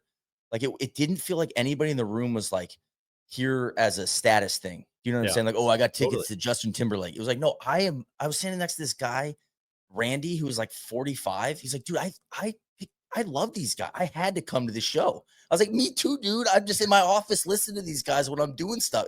They're awesome. It was just like good vibes. I had so much fun. There's nothing better than being at a show like that when everybody walks in on the same page. Everybody's on the same team. There's no competitiveness. Nobody. Yeah, I had one guy, just all out of his mind, zonked, like making it about him in the section over. You're gonna get that. They're rare. It's like, you get out there and make it about you, brother. Yeah. Look, he's not watching the show. He's like, everybody watch me. I'm like, stay out of my way. But otherwise, I kept it between the mayo and mustard. My brother-in-law went from Marine Park, picked up my buddy Mills. I mean, the three of us, just a fantastic night of guys being dudes, and didn't get too tuned up. Had a nightcap at Walters. The International Dart Championship was at Hammerstein Ballroom. Walters by MSG has this like dartboard. There were guys in there with like full Uniforms. Dart getups. Like, it would looked like some money games going on in the back. Had a Guinness to kind of cap off the night. It was just like one of those, like, man, you know what? I felt like it was a tough day with the little man, kind of parenting on no sleep and feeling a little low end, but it was worth it. Got, just kind of like a throwback NYC night. And I really, really enjoyed it. I love hearing that. You know what? I'm going to listen to some Goose tomorrow, just for you. I still feel like I haven't really dipped my toe in as bravely and boldly as I maybe could. It's hard not being there. I think if I went to one show, it would change a lot. But it would be no offense to me if you're like, I don't like that. It's just like, I just find the music I just really enjoy it. And I appreciate the gusto with which those guys are like attacking their opportunity. It feels like they're on the rise and like surprising the golf ball, as our guy KJ would say. Exactly. They are totally, and I feel like they're getting better at their instruments. Like I think Peter Ansbach is the keyboard player, keyboard at Oregon. He's gonna get the whole freaking setup. And it's like, I'm like, I saw him last year, and I'm like, man, I just feel like he's like getting better. Yeah. Like and they had another drummer, but that guy got dropped. I think he might have been Yeah, that was Super a H or something. big to do. I remember that. I can't But get they got a over how new much. and they had a drummer. That guy left. They got a new drummer, and he's just like a ball of energy. Got And it. I mean, 4.5 hours is just this guy is just all like he's like a exploding star. I gotta look up. I'm sure it's But now they're available just a online already. foursome, and I thought the second drummer was always a little bit of clutter, and now it feels like, man, these guys have some room to just run, and they're filling up the damn it, the sound is just there's a lot of depth, man. They brought in a horn section. I don't know. I just felt good about it, and I just I was like, man, I listen to these guys all the time, and just like see it live. You close your eyes too at a show like that, and you're like, God, dude, these guys are killing it. They're killing it, Deej. And I'm not like the biggest music guy, so I'm like, No, oh, but this is, you're but I'm just impassioned. I love it. truly enjoyed it. So great weekend. Great hanging out with you tonight. Yeah, likewise. And thank you to everybody for listening. This was a surprise and delight episode here. I love getting into the personal golf stuff. I think we got some follow-ups that we can do over the What I next love couple is of like months. somebody in 3 months is gonna be like, hey man, like I'd love to hear more about your golf game. I'll be like, oh, go listen to the Rocket Classic, like hour You remember 41 when, mark. yeah, Aldrich Potgieter won? Yeah, it's all Yeah. there. No, I It's got all I there. got way into it at the end of the Yeah, Rocket there's some Classic pod some back Goose stuff back in in there too. 25. Yeah. Yeah, some It was Goose stuff great. that you'll like on the back end too. All right, guys, let's get out of here. We'll see you guys next time. Cheers.